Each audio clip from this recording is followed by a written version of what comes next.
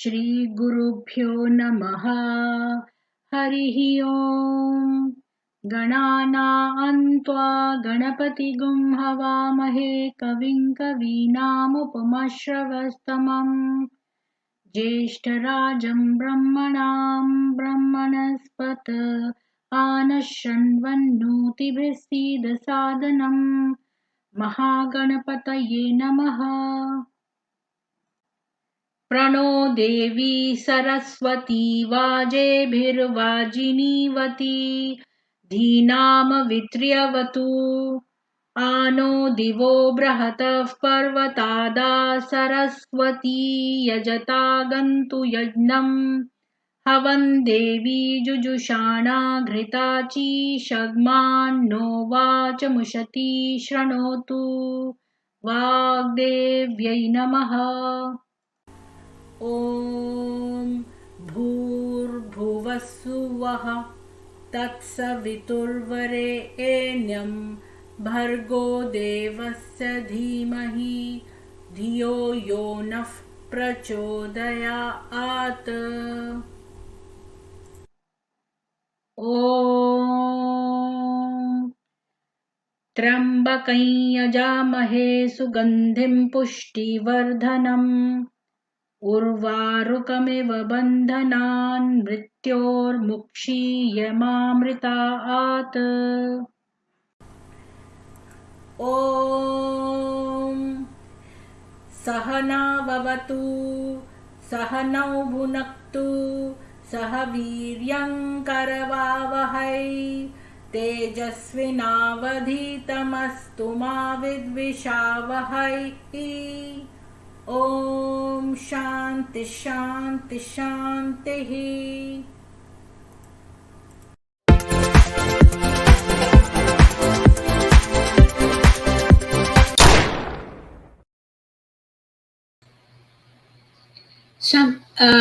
सभी को जय मां Saraswati. So this stream is mainly for my reply to Hatun Tash, Praveen and Narendra Sahoo at DCCI Ministries. About 11 months ago, there was a person called Dilip who was invited to DCCI Ministries to defend Hinduism.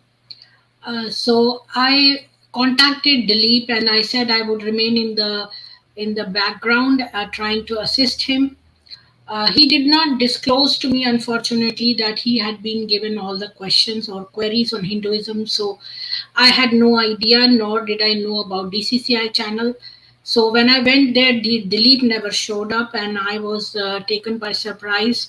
And all these 4-5 people, they spoke 2 minutes and like 8 minutes, and I spoke for 2 minutes, and they would mute me, and they would not. All my references were in Sanskrit, Hindi, and the audience there was only English speaking.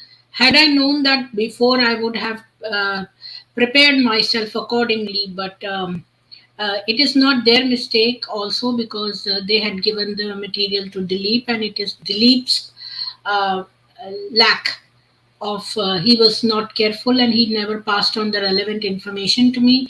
So due to miscommunication or whatever, it was something a surprise, and so they were not accepting any of my Sanskrit Hindi translation, and they had Googled stuff and brought out things on Hinduism, which were, many of them were false. Some were partially taken from by deceptive means, either unintentionally or intentionally, and cherry picked from places without context. So yesterday I did the part 1 because they had put too many references on one slide, like Rig Veda. One was from 19 verses in just one line. They had written so many verses, this to this. So it was too much information. So I felt that 2.5 hours had already passed. So I thought I would divide this stream in 2 parts. So I did the part 1 yesterday. For those who have missed it, please go back and listen to the part 1, and it's quite interesting. And I have covered so many of my points over there and shown them with the authentic references and answered each one of them. And if you still have questions, you can always contact me on my email and I can answer you one by one. If you send me a long list, then I wouldn't be able to answer you on email, but definitely I can set up a stream and we can talk live. Anyways, I will start from the point where we left yesterday. So let me share with you the slides.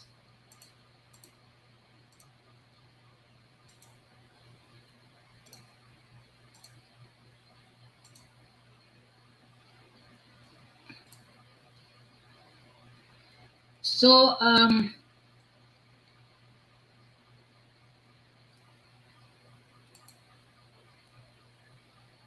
I think we had done until here. And we had talked about Bible and hell, what the Bible says, what the Bible says about hell. That was the last thing that we covered, and then we were on slide number 13. So let us proceed from here onwards.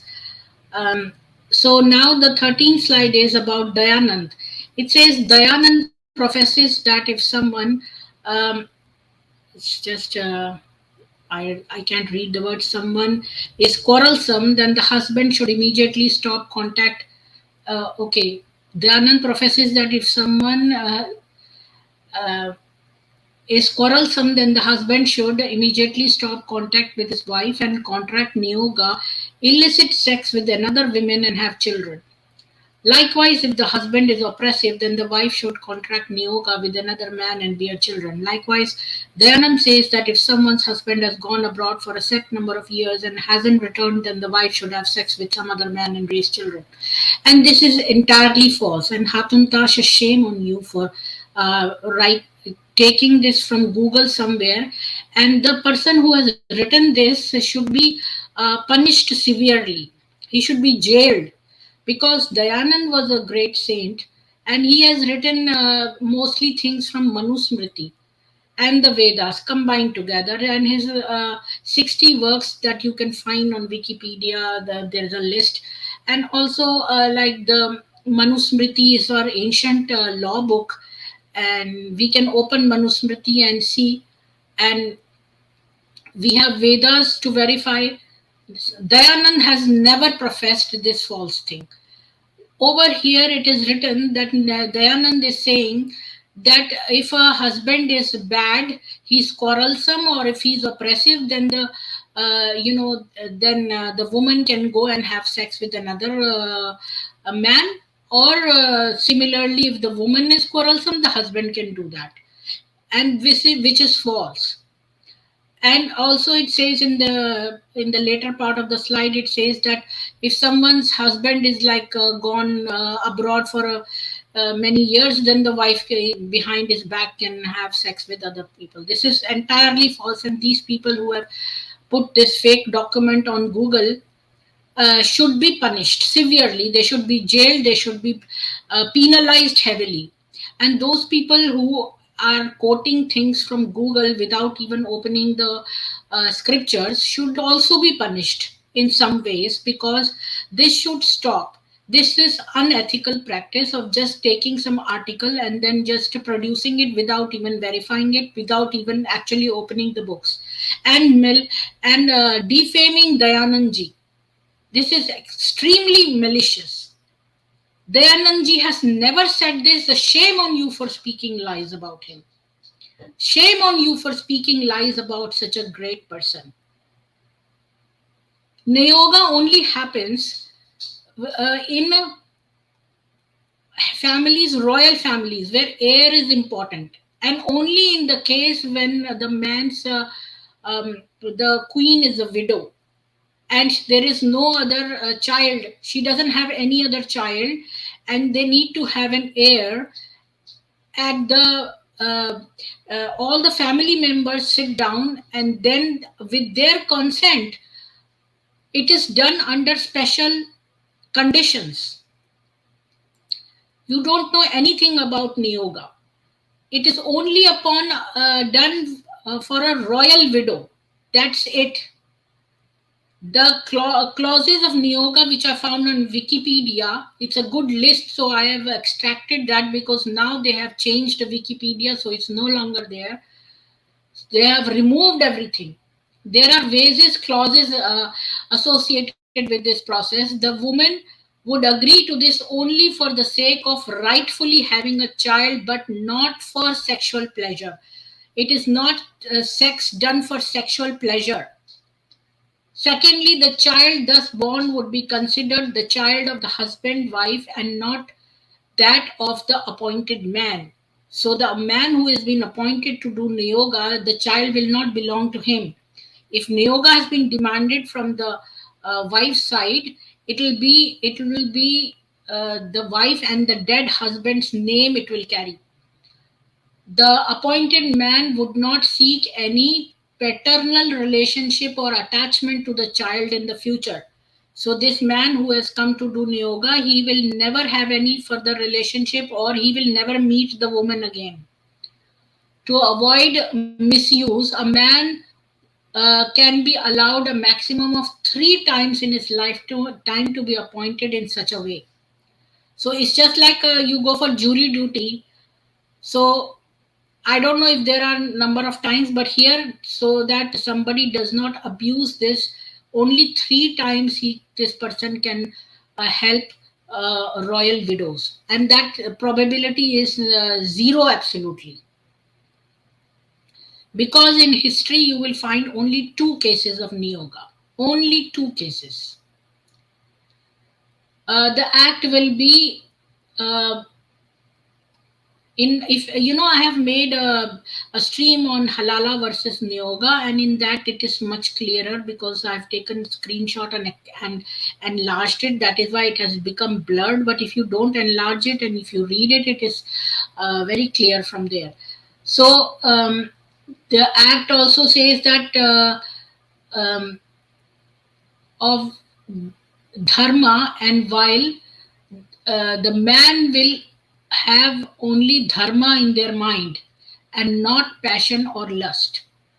So, in the name of God, so I'll just tell you, the man covers himself with and the woman cover themselves with ghee, which is clarified butter, so that their skin becomes, the skin does not come in contact with another skin. And secondly, there is a curtain, and the woman is separated from the man, and only that private part, for that part is only where you can do it. Rest of the woman is not visible to do any kind of oral sex or anything else. It is just done for that purpose and without any lust feeling. And there will be no contact of any kind on the upper body. And yeah, it's smeared with the ghee means clarified butter, and there's a curtain and no one can see each other and they cannot speak their minds. Only the legs of the female are kept uncovered. The male penetrates and ejaculates, and then that is all, the process is completed. And this has happened only once. In if you go into Mahabharat, I'll just tell you that if you see Mahabharat, the queen of Hastinapur, Satyavati, she did not, she had an older son called Vyasa who had become a sadhu and who had left the kingdom, and her younger son Vichitravirya had 3 wives. So the wives, the younger son died. The younger son died, so these girls were newly married. So what, they did not have any heir for the kingdom. So she asked her older son to do Niyoga with this newly married sons of her younger son, wives of her younger son. That's all. There is only one case, and since they put cow butter or ghee on their body, the body smells bad. So the body smells bad. So one of the daughter-in-laws, she found it so smelly and bad that she closed her eyes. So a blind child was born. because the niyoga was done with the older brother, older son of Satyavati, who had gone to become a rishi. He had too much powers, and when he went to the first daughter-in-law, she closed her eyes, and it was very smelling bad, because the ghee doesn't smell very good, because the skin should not touch. There are many conditions for niyoga. So she closed her eyes, so a blind child was born. The other one was afraid. Her eyes were open, but she was afraid to see a rishi with long hair and all that, and she was afraid. So the weaker child was born, which was the other son, Pandu. So this is how Dhritarashtra and Pandu were born, and it was only done for in royal families. There are only two instances in history of niyoga. You will never find niyoga anywhere else. It has never been done ever, nor do you see anybody practicing niyog. So this is the fact about niyog, and Swami Dayanand has never said anything about niyog which is false. Okay, so now we will verify this from Satyarth Prakash, which is written solely by Dayanand Saraswati ji, and you are accusing Dayanand Saraswati ji for saying that a man, while he's alive, his wife can go and do niyog if he's quarrelsome, or his the wife can go and do niyog if the husband is oppressive, and which is false. Or a husband has gone abroad, and the wife behind his back can do. That is all bullshit. And excuse my language, but one should be penalized for maligning famous saints, and speaking lies. Satyat Prakash is written by Dayanand Saraswati ji, and we'll see in page 141.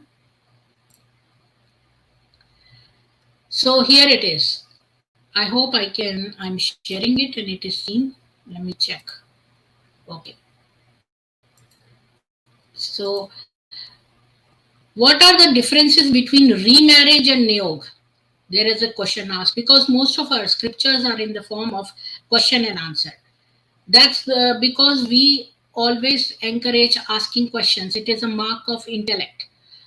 So he says, after marriage, the bride leaves the paternal roof, lives with her husband, and her relations with her family, father's family ceases to be very close. On the contrary, the widow, because only widows can do niyog, and that too royal widows. It has never happened in ordinary people. The widow, in case she contracts niyoga, continues to live in her deceased husband's house, because the child belongs to the dead husband. The children begotten of marriage inherit the property of their mother's husband. So this woman who's a widow, she has done niyoga with a man with her family's consent. Now the child who is born, he will only inherit the property of the dead husband, not of that man who has done niyoga. There is no relationship with that man whatsoever, or any contact once the niyoga is over. Uh, Whereas offspring begotten of niyoga on a widow are not regarded as children of the begetter, and consequently they don't take his surname, nor they can be claimed by him. They are spoken of as the children of their mother's deceased husband, take his surname, inherit his property, and live in their house. So this is all. And all contact of niyoga ceases. Once you have made a woman pregnant, that's it. You have no more contact. The contract is over. You don't see the child or the woman or anybody. So this much showing you is enough to prove my point. And then wisdom of the rishis 438. So I will show you another thing. Let's see this. Now this is a thing where this is already covered. In this chapter, we shall make no distinction between Lord as occurring in the Old Testament and Christ. For the Lord of the Old Testament is Jehovah or God, whereas the world renowned because of its preeminent intelligibility doctrine of Trinity will have that God the Father, Jehovah, God the Son, Christ, and Holy Ghost, the Lord, are one and the same. We will therefore substitute for the word Lord in the Old Testament the word Christ to give it a pleasant modern Christian garb. Anyways, see, T. Williams has also accused Dayanand of if the Bible be true is what Christ Jehovah or Lord stands accused of. So this is a book called Wisdom of the Rishis, in which they are saying that this person T. Williams, he has accused Dayanand of the same thing. I've taken the same point that you told me about Dayanand, about talking about Niyoga. So now let me answer this from this Wisdom of the Rishis. Here, T. William accuses Swami Dayanand firstly of having scant respect for the Vedas. Okay, so this is my slide, the next slide that I'm going to show on Swami Dayanand, which is this slide. Let me show you this one first so that we'll read that after, because I have taken that all in one go only, two slides. So in the next slide also you have accused a good saint, a great saint, Dayanand Saraswati ji, of, would you believe it? Dayanand has given references from Vedas in support of his statements. The truth is that he could not understand the meaning of a single Veda mantra, and hence has written whatever wild dreams he had in his book, Satyat Prakash, under the cover of Vedas. And then here they have given Rig Veda mantra 1085-45, which I will deal with later. First, let me read this. So here T. William accuses Swami Dayanand firstly of having scant respect for the Vedas. Now to quote Paul, 1 Corinthians 7:12, but to the rest speak I not the Lord. Again, 2 Corinthians 11:17, that which I speak it not after the Lord, but as it were foolishly in this confidence of boasting. But be it remembered that Paul is an inspired personage, and Paul's inspiration, which means Christ's thoughts, led him to say that what he is inspired of, a portion of the Bible, is not after the Lord but foolish and uninspired. Therefore, God or Christ stands accused of having scant respect for the Bible, for he declares that the Bible is not inspired. So, this is what the statement Paul has made. Secondly, T. Williams accuses Swami Dayanand of preaching the astounding, grossly immoral, and monstrous doctrine of Niyoga. We quote from Deuteronomy 25, verses 5 to 10. If brethren dwell together and one of them dies and has no child, the wife of the dead shall not marry without unto a stranger. Her husband's brother shall go in unto her and take her to wife and perform the duty of a husband's brother unto her. And it shall be that the firstborn which she beareth shall succeed in the name of his brother which is dead, that his name be not put out of Israel. And if the man like not to take his brother's wife, then let his brother's wife go up to the gate unto the elders and say, my husband's brother refuseth to raise up unto his brother a name in Israel. He will not perform the duty of my husband's brother. Then the elders of the city shall call him and speak unto him, and if he stand to it and say, I like not to take her, then shall his brother's wife come unto him in the presence of the elders, and loose his shoe from off his foot, and spit in the face, and shall answer and say, so shall it be done unto that man that will not build up his brother's house, and his house shall be called in Israel the house of him that has his shoe loosed. This is clearly Niyoga, and so Christ stands accused of preaching the astounding, grossly immoral, and monstrous doctrine of Niyoga. I will not go any further because those are other accusations which we are not dealing with right now. So we will stick to what DCCI ministries have accused Dayanand of.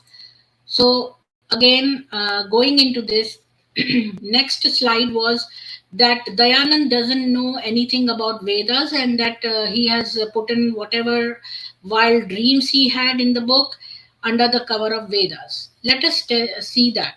Rig Veda 10:85-45. So, O majestic man capable of nurturing semen, give a married woman or widow the best son and grant her good fortune, produce 10 sons for a married woman, and consider the 11th to be a woman.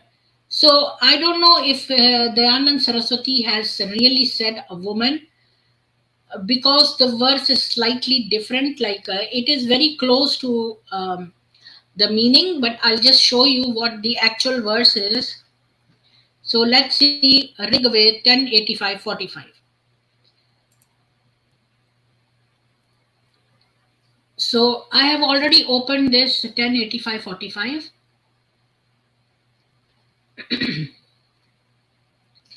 And let's see, it is hymn number 85, 45 of the 85th one, Surya's bridal. Surya means the sun, the wife of the sun which rises in the east. So you have to know the context. Another thing, DCCI Ministries, they just pick something from somewhere and just dab it on without giving any context. And that's why, and usually the English versions never tell who the Devata and what about it is. Here they have written Surya's bridal, but it is more clear when you read Hindi, you know. Sanskrit Hindi translation is the best translation because they give the meaning of every word. So here it says, O bounteous Indra, make this bride blessed in her sons and fortunate, vouchsafe to her 10 sons and make her husband the 11th man, not woman. So here, I don't know if this is a mistake by DCCI Ministries that they have Googled and copied this wrong. 11th to be a woman, they have said 11th to be a man, not woman. So it is a mistake done by, I think it's most likely a mistake done by DCCI Ministries, because the actual Veda says the 11th to be a man. So it just means that, let's go further.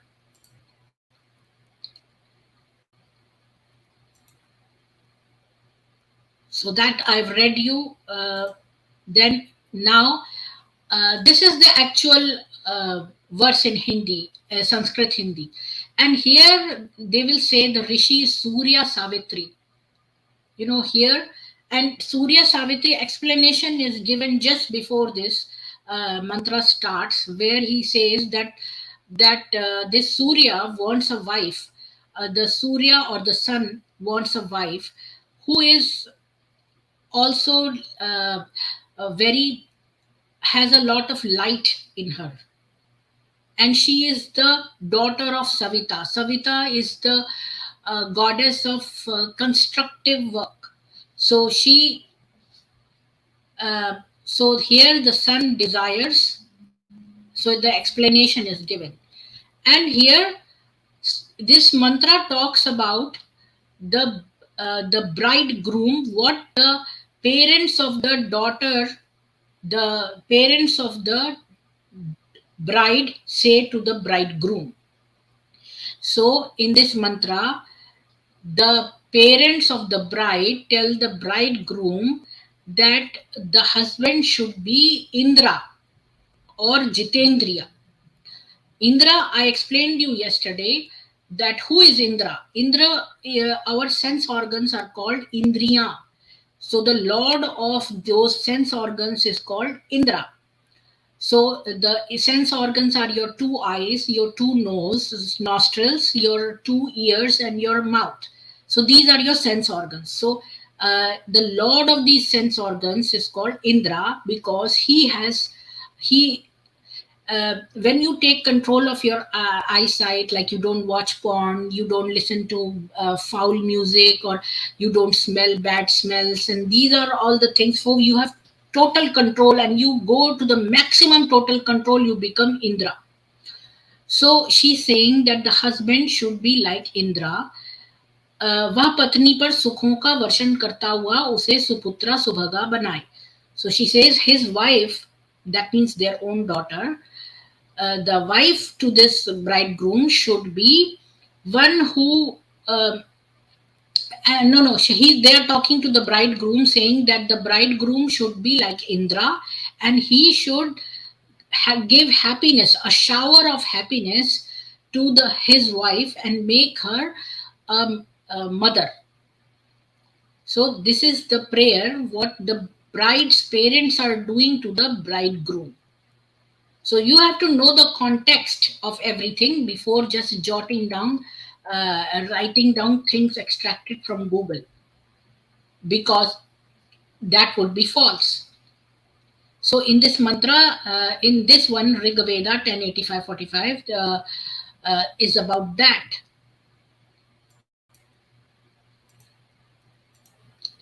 Now, and she says, okay, I didn't explain this part. I just explained the bottom part. So he says that 10th and 11th, that's what you want to know.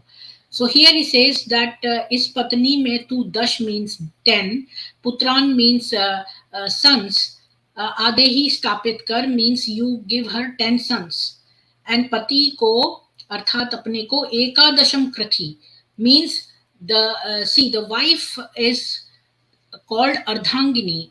In Hinduism, the wife is called Ardhangini, means she bears the half body of the husband. So the 11th will be the husband, and the Vedic Maryada means under the what you say Maryada means under the rules of Vedas. You will have 10 sons. The 11th man will be the husband, and they will all be controlled under the Vedic rules. And this is kind of a blessing. Like 10 sons is a blessing. Like when you say, oh, because sons are taken as heir. So when you bless somebody, you say, oh, you should have like 10 sons, you give a blessing like that. So it's a kind of a blessing. And in Hinduism, there is no more than 10. Like 10 is the maximum children one can have. So the blessing means to the maximum, like you have maximum heirs, something like that. And the 11th man is the husband in the house. Next, we go to the 15th slide, which says this accusation is again on Dayanand saint, and this is punishable. This is punishable because it is foul play on behalf of DCCI Ministries, because I don't even have to search for what Dayanand said or not. Even if I go by this false text, it is such a deception. If you read carefully, you can read in this article, the fake article extracted from Google. Here also they have done foul play.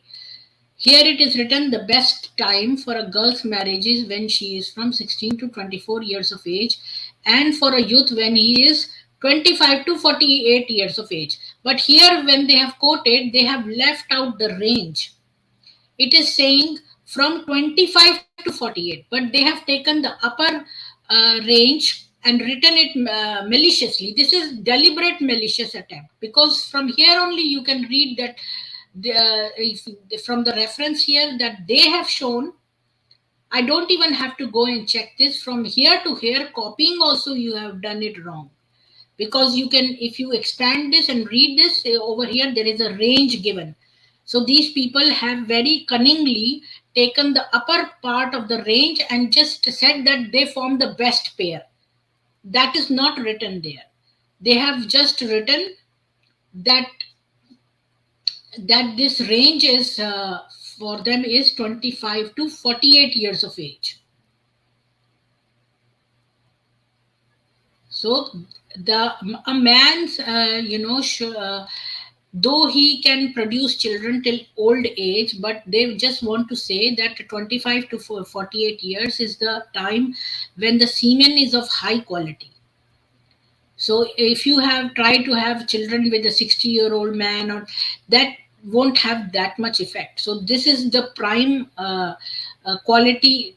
This is the time when you can have prime quality semen. So 25 to 48 years, a man should be when they have children, and a woman can only be pregnant after 16 years of age. That is the lowest. and the highest be like a 24-year-old girl. After that, her semen becomes sorry, her there are chances of genetic problems, defects. So that is the best period for a woman to get pregnant or for a man to get pregnant. That's all is written. And here also they have left out the range and tried to make it look like this.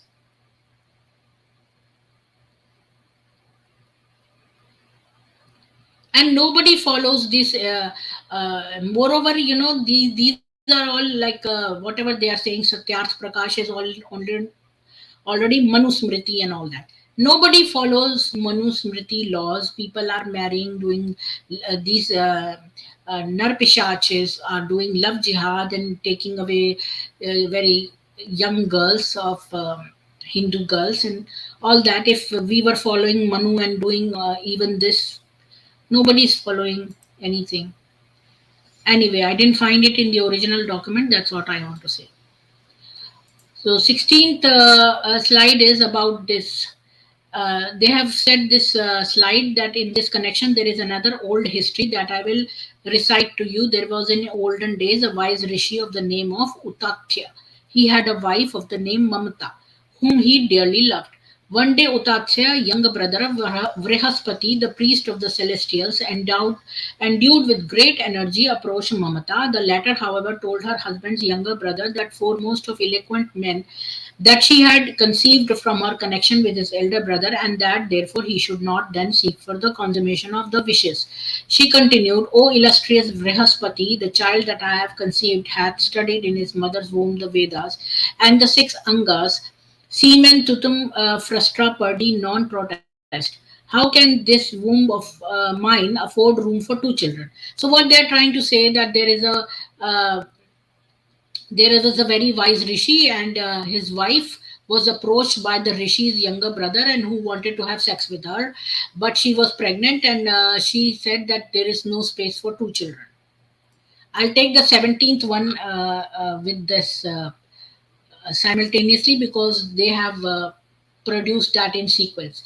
Therefore, it behoveth thee not to seek for the consummation of thy desire at such a time. Thus addressed by her, Brihaspati, though possessed of great wisdom, succeeded not in suppressing his desire. Cum ote jam cum illa coestris asset. The child in the womb then addressed to him and said, O father, cease from thy attempt. There is no space here for two. O illustrious one, the room is small. I have occupied it first. Semen, but Brihaspati, without listening to what the child in the womb said, sought the embraces of Mamta, possessing the most beautiful pair of eyes. So it says that Vraspati, like he was the younger brother-in-law of this woman Mamta, and the child spoke to this man and said, "Oh, the child in the womb said that no, there is no space for two, and I'm the first one, so you can't come." So these people have said even the child in the womb resisted Sanatan Dharma. So what a foolish mark to make. Let me see what's written on the other slide. Okay, nothing is written there. Oh yeah, this is foremost of the eloquent men in Hindu Dharma. Okay, so first of all, this is wrong. This is wrong because it has not happened like this at all. Our men were high virtues. Even Swami Kriyananda of Ananda Sangha, you can contact him and he'll tell you what Hindu ideals are. They believe in ideal worship, not idol worship, but ideal worship. If such was the case, these were not to be respected, such people. So this story, now I'll tell you the proof. So I have copied this actually from this reference. The wife of the elder, this is what our scriptures say. The wife of the elder brother for the younger, a wife of the preceptor, and the wife of the younger brother has been declared to be daughter-in-law for the elder. It means to say that when there are two brothers and the older brother will consider the younger brother's wife as his daughter-in-law. She will be like his daughter. A daughter-in-law is like a daughter in Hinduism. So she'll be considered like this. If the elder brother has recourse to the wife of the younger, or the younger brother to the wife of the elder, they become outcast. So now they are saying a situation that if the elder brother has had sex with the wife of the younger brother, or the younger brother had sex with the wife of the elder brother, then they will be outcast, even though authorized except in times of distress. So they will become outcast. This kind of relationships are not allowed. In fact, they are punishable. If you go further into Manusmriti, you will see that these kind of acts are punishable. Now let me read to you something from the Bible. First, let me see if I have opened this. Okay, so let me close this and let me close this. Okay, so let me open this. I didn't close that. Yeah. So this says a verse called verse 957 of Manusmriti. That's the same one that I'm talking about, the previous one. See this one, 957 and 958. So I open this here. In Manusmriti, it says, I will not read this thing. It's the same thing. The wife of the elder brother is for the younger wife of the preceptor, and the wife of the younger brother has been declared to be daughter-in-law. And the other one is these two verses describe the actual state of things for the purpose of laying down the advisability of niyoga or appointment in times of distress. So this is for the niyoga is only for the royal families, and you will not find any other examples. Okay, now let me go to the Bible. If you read Genesis chapter 38, it says, at that time Judah left his brothers and went down to stay with a man of Adullam named Hira. There Judah met the daughter of a Canaanite man named Shua. He married her and made love to her. She became pregnant and gave birth to a son, who named her Ur. She conceived again and gave birth to a son and named him Onan. She gave birth to still another son and named him Shelah. It was at Kezib that she gave birth to him. Judah got a wife for his firstborn, and her name was Tamar. I don't think, okay, yeah. But Judah's firstborn, was wicked in the Lord's sight, so the Lord put him to death. So the first son was put to death by the Lord. Then Judah said to Onan, sleep with your brother's wife and fulfill your duty to her as a brother-in-law. It sounds like niyog, but it is not niyog, because niyog was only done in royal families. So sleep with your brother's wife and fulfill your duty to her as a brother-in-law to raise up offspring for your brother. But Onan knew that the child would not be his. So whenever he slept with his brother's wife, he spilled his semen on the ground to keep from providing offspring for his brother. So now the Lord put the first elder son to death. Now the wife of that elder son was told by the father-in-law to go and sleep with the other brother. But the other brother didn't want the elder brother's wife. So what cunningness he did, that he spilled the semen on the ground so that she doesn't get pregnant. What he did was wicked in the Lord's sight, so the Lord put him to death also. So this Lord is very anxious in putting everybody to death. Even though they say that you give your one cheek, then you somebody comes and tries and slap you in one cheek, then give your other cheek also. But here the Lord is putting to death everybody on small things. Like if he doesn't want a woman, he has to have it, or otherwise God will put him to death. Judah then said to his daughter-in-law Tamar, live as a widow in your father's household until my son Shelah grows up, for he thought he may die too, just like his brothers. So Tamar went to live in her father's household.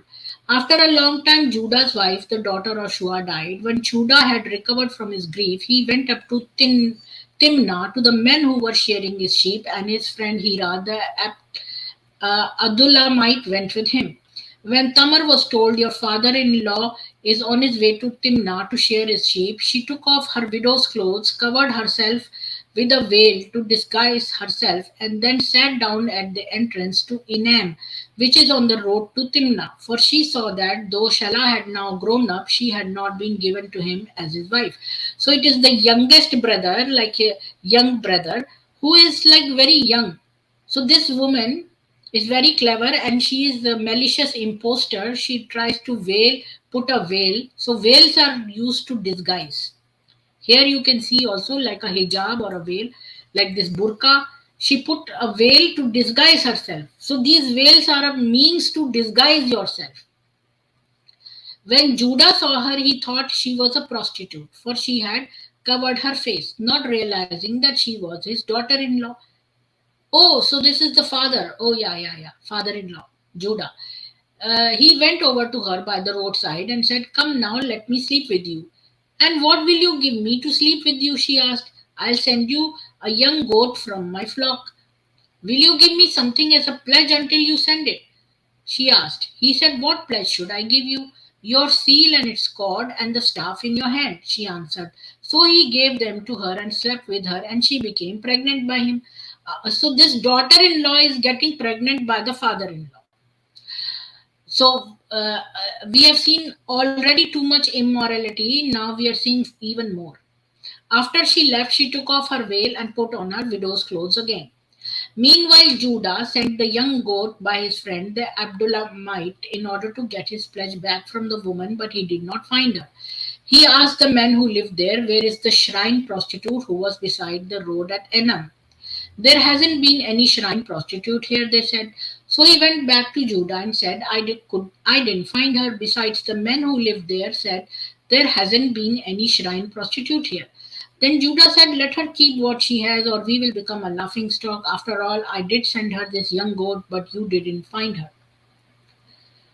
About 3 months later, Judah was told, "Your daughter-in-law Tamar is guilty of prostitution, and as a result, she is now pregnant." Judah said, "Bring her out and have her burned to death."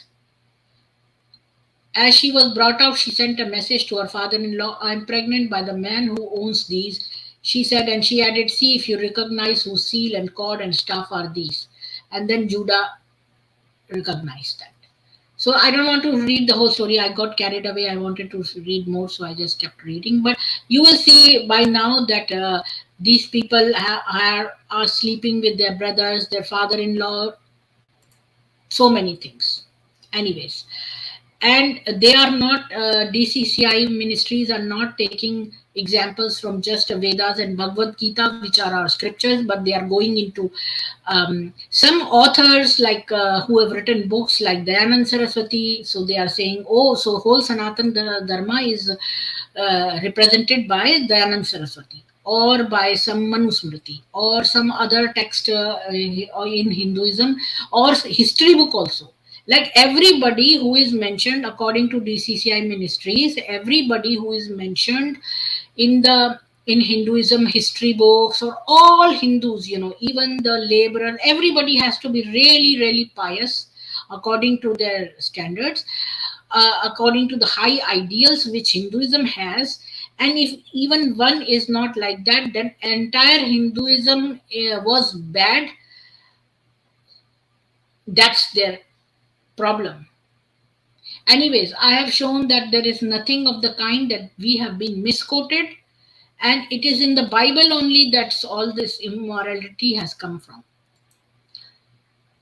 Let us proceed further. 19th one. They have put this slide called Vishnu 74.4. That country where there is no differentiation of the four castes should be known as the Malecha Desa. Other than this is Aryavrata. Srimad Bhagavatam 1.3.25. At that time, the incarnation Kalki will appear. Malecha Nivaha Nidhane Kalyasi Karabalam. He will kill all the Malechas indiscriminately with his sword. Okay, let us see and verify Srimad Bhagavat 1.3.25. So, there.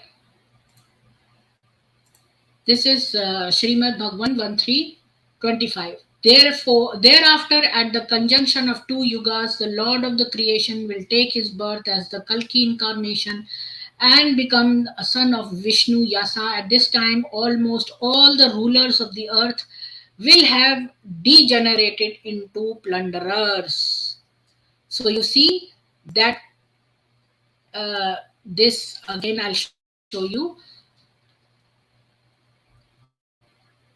DCCI Ministries has set Srimad Bhagavatam 1.3.25. Remember 1.3.25. They say he will kill all the manechas indiscriminately with his sword. A Kalki avatar will come and he will kill all the malechas indiscriminately with his sword. 1.3.25. Now 1.3.25 I have opened this I'll show you the top. Chapter 3, verse 25, Srimad Bhagavat, English one. It says that at the conjunction of the two yugas, the Lord of the creation will take his birth as the Kalki incarnation, which is our 10th, the last avatar in Hinduism is the Kalki and Kali Yuga. And he will become the son of Vishnu Yasa. At this time, almost all the rulers of the earth will have degenerated into plunderers. It doesn't talk about killing, it talks about that at that time so much sin will be there on this earth in the Kali Yuga that all the rulers on this earth would have become plunderers, like the big dacoits, like the Dakus or the Dasyus, as mentioned in the Vedas. So they will be looting other people's property. So it's misquoted again. Now,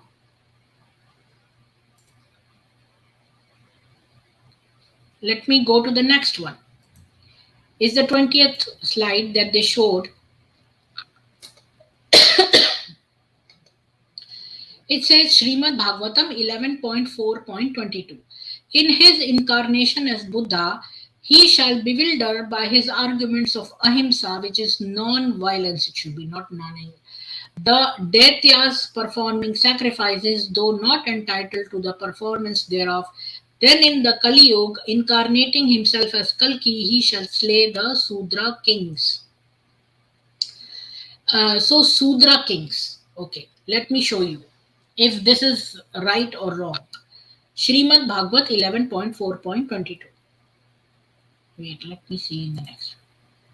So, 11.4.22, right? So this is 11.4. So this is chapter 4 and 22.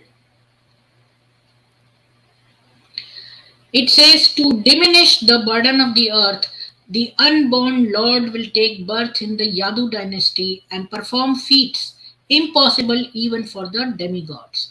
Propounding speculative philosophy, the Lord as Buddha will bewilder the unworthy performance of Vedic sacrifices, and as Kalki, the Lord will kill all the low-class men posing as rulers.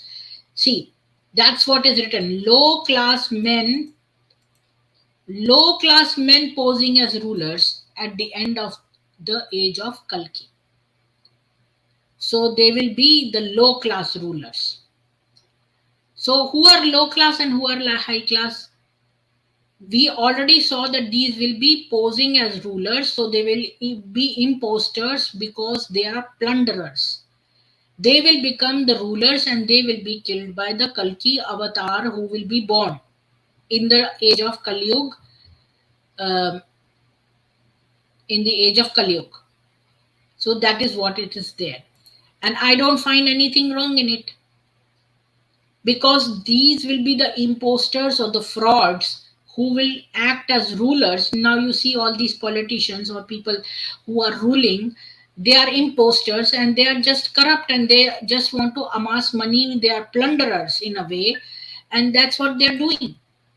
So Kalki avatar will be born and he will destroy these kind of corrupt people who want to take advantage of their position, and they are imposters. Let's go to the next one.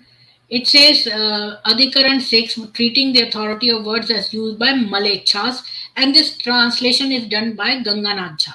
Okay. before I go further, let me tell you something, that this malicious man called Ganganath Jha, he should be jailed and punished severely, because I have found several fake copies by this Ganganath Jha. Either he is from a different community, he is posing himself as a Hindu, or he is a sleeper cell. I would just say that he is most probably a sleeper cell who has been doing this kind of. I found fake Mahabharat online, because there were some verses which were absolutely false. If you open the authentic book, you will find the notice. It is a remarkable difference. That was the first time when I came to know about this Ganganath Jha, because I I was so trusting. I thought everybody spoke truth, so I never doubted anybody. But now, when I saw that that this man Ganganath Jha has done this kind of work, I was like, I'm really uh, pissed off. Anyways, it's pissed off is a small thing. He has done a very grave sin. If you're maligning other people's uh, if you're adulterating other people's documents as their scriptures, then you are doing a grave sin, and you should burn in hell for doing such a work. I would not say that you should do this with any religion, or do, put in words, your own words. That's a grave sin, and highly unethical.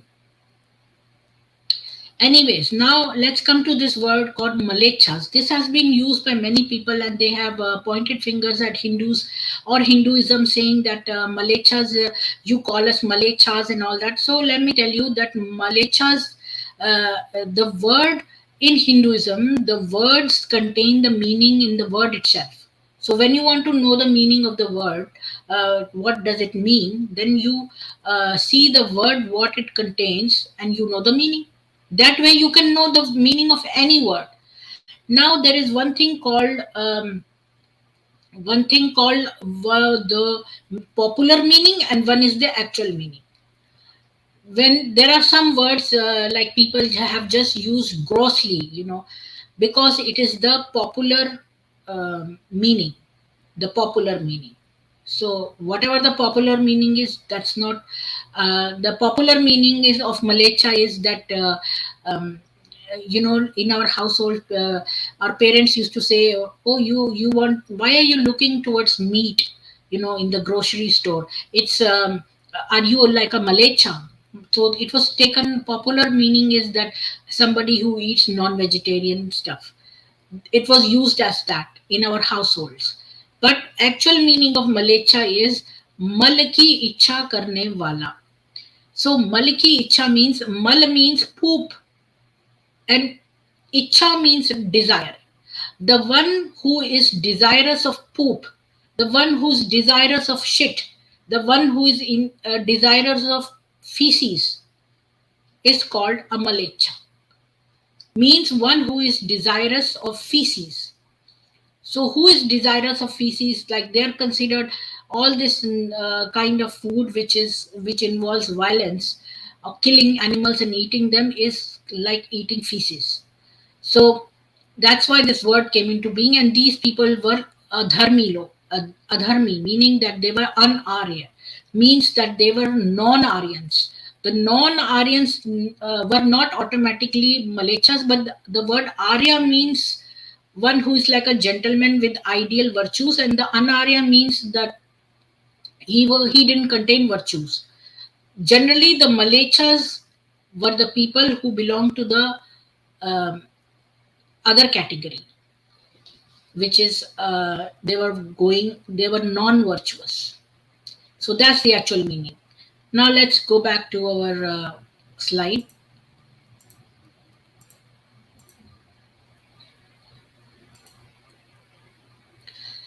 So here I'm not going to explain anything. I have explained you the meaning of Malecha. That is the actual meaning of Malecha. And this Ganganath Jha should be jailed, and he should be penalized heavily, and he should be shed. Yeah, he should be penalized for making all kinds of adulterations in text and saying all kinds of nonsense that doesn't make sense. 22nd slide is Shri Vishnu establishing dharma by killing Shudra.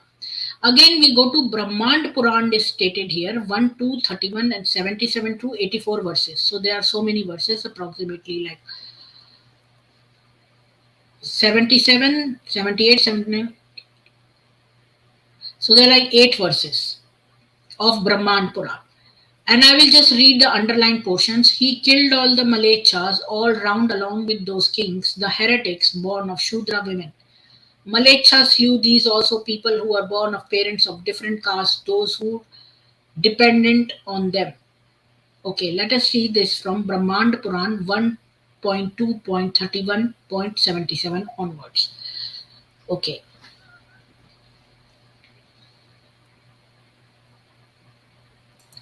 This is Brahmand Puran, and I've opened 77 onwards.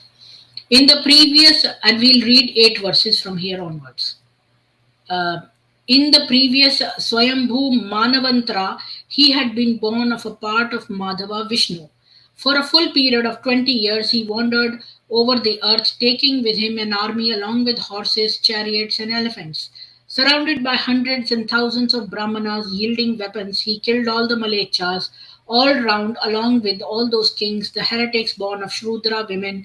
The Lord exterminates those heretics. Everywhere he kills all those who are not scrupulously religious.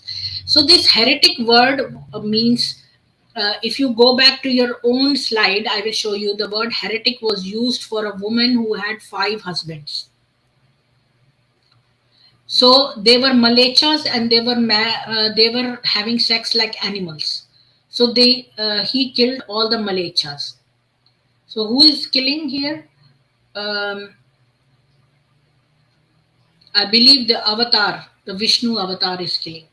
The Lord who was strong and who annihilated all the Malechas slew these also, people who were born of parents of different castes, those who dependent on them, the Udikyas, northerners, Madhya Desyas, persons of middle lands, Parvatiyas, mountain dwellers, Praikyas, easterners, Pratikyas, westerners, and those who, Pratikyas, sorry, those who walked about on the ridges of the Vindhya mountains, Dakshinatyas, southerners, Dravidas, along with Simhalas, Silonis, Gandharas, Paradas, Pahalavas, Yavanas, Sakas, Tusaras, Barbaras, Sinas, Chinese, Sulikas, Daradas, Khasas, Lampakaras, Kartakas, and different tribes of Kiratas. The powerful Lord, wielding the discus, slew all these barbarous people. So these people, Malechas, were the barbarians who used to attack people, plunder and loot. So, in other words, Muhammad, the Nabi Muhammad of Islam, he comes to my mind whenever I read barbarians. So these barbarians whom he called Malechas, so he killed all these Malechas everywhere, who were barbarians, who used to take pleasure, who were sadistic, who took pleasure in uh, uh, in causing pain to other people. They are called as barbarians, and here the Malechas were the barbarians who were killed by the Vishnu avatar. So I don't find anything wrong in it, because once you kill the serial killers, the barbarians who are killing people, then you are saving, and it's the Lord's um, righteous duty to kill them and protect the good people, right? So when people are giving you, they are killing other people around, and God is ending their life. I don't understand what's wrong. He is establishing dharma by killing a Shudra. Now let's go to the next slide. So I have read this one, Brahmand Puran, already. So let's go to this website also and read about Jesus Christ. So there, have you ever seen that we have a book called Bhavishya Puran, which means it talks about future. It's a future Puran.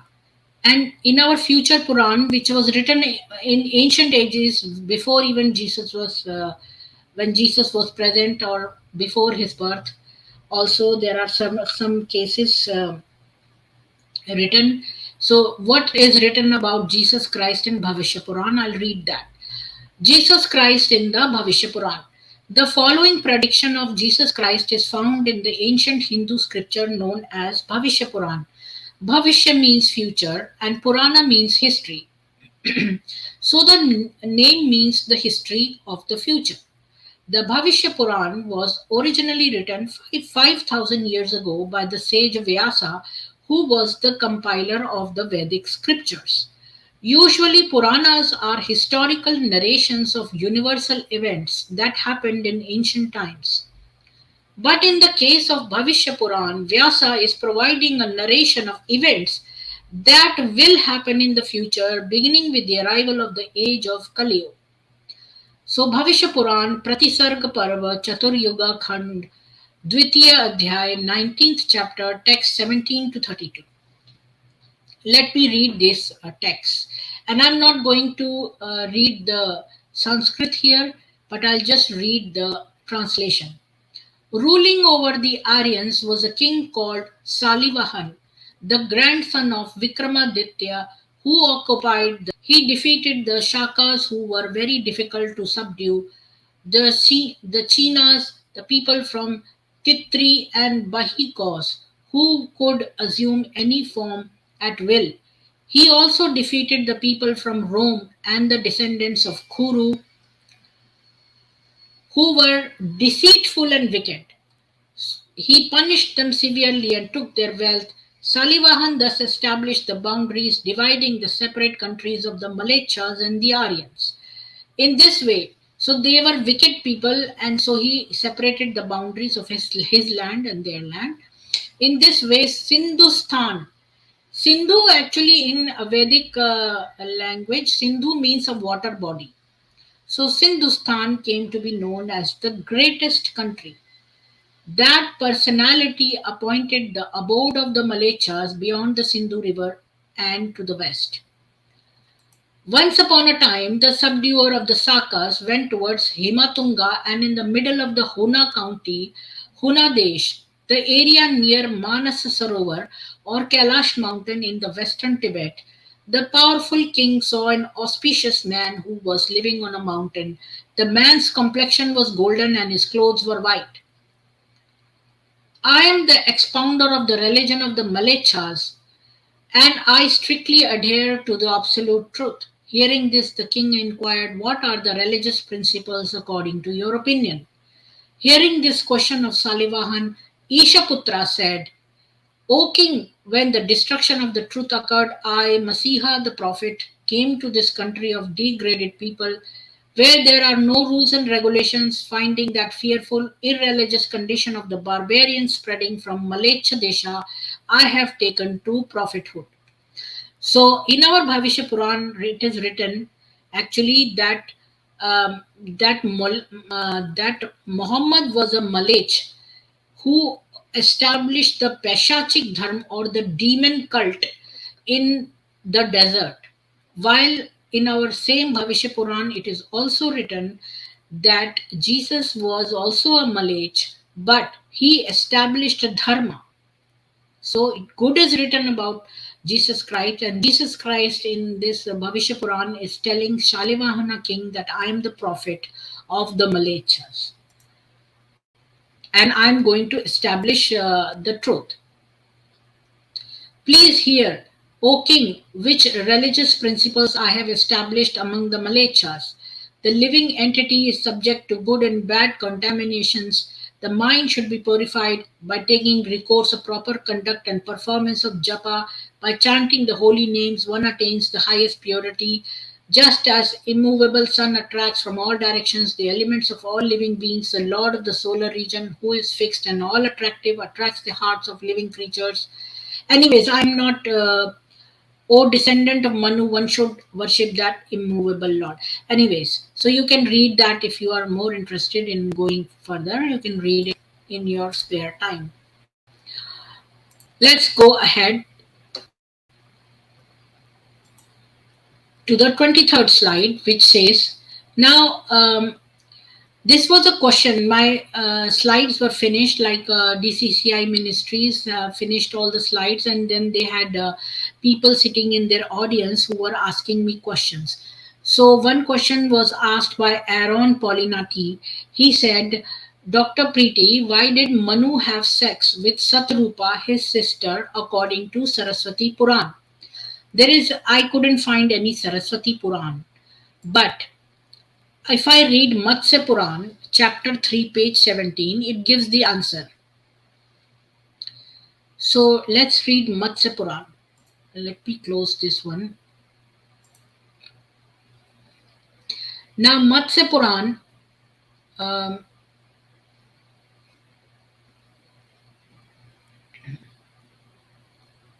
let me read from here. And let me make it a little bigger.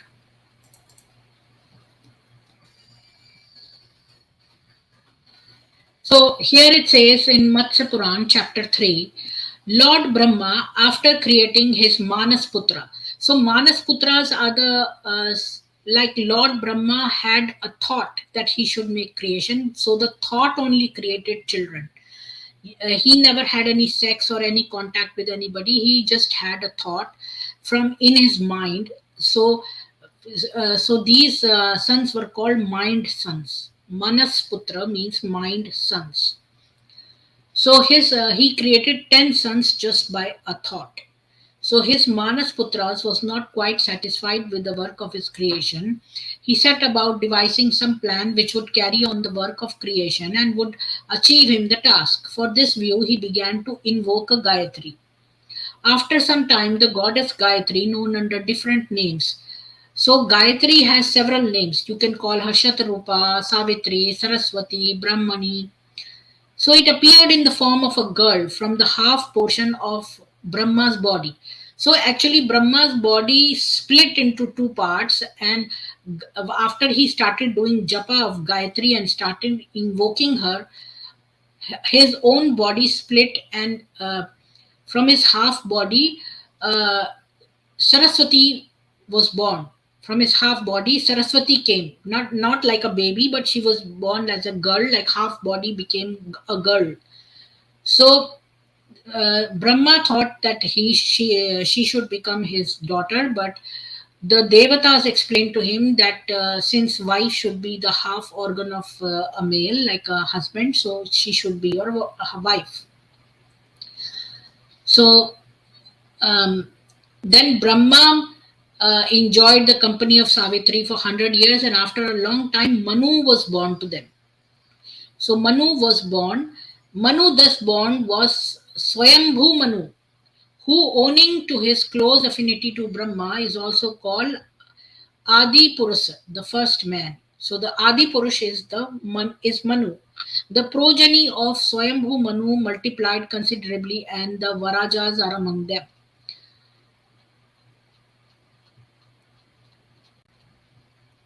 So the fish god replied, King Gayatri, that appeared from the body of Brahma, possessed of infinite forms and organs, begot following 7 children. Swayambhu Manu, Rati, the wife of Cupid, also means desire of something. Tapas, Manas, Dik, Sambhrama, and Mahatattva. So these were other children born. So what I'm trying to say is Satrupa was the wife of Brahma, not of Manu. Maybe there is something more I've marked. Let me see. Did I miss anything more? Yeah. Afterwards, Swayambhu Manu became the husband of. So now Manu got married to Ananti, whom he obtained after great penances. By this alliance, Swayambhu Manu was blessed with 2 sons, Priya Priyavyata. See, this thing is not very. This is an old book, so its text is not very legible. Priyavartan and Uttanapad, and of these latter was married to Sunarita, the daughter of Dharma. So here they are given names of the 2 sons which were born to Manu and Ananti. So Ananti was the wife of Manu. So Satrupa was also Saraswati, and she was Brahma's half body and his wife. So Manu did not have any sex with Satrupa because Manu's mother is Satrupa, and there is nothing called Saraswati Puran. So this I have already read. Next, come to the 24th slide. So another person called Mandalorian asked me a question. Lord Vishnu raped Vrinda by disguising himself as her husband. She rebuked him angrily after figuring out what was really going on. This was from Skanda Puran, part 2, 21:10-24. So let me answer this question. Vishnu raped Vrinda.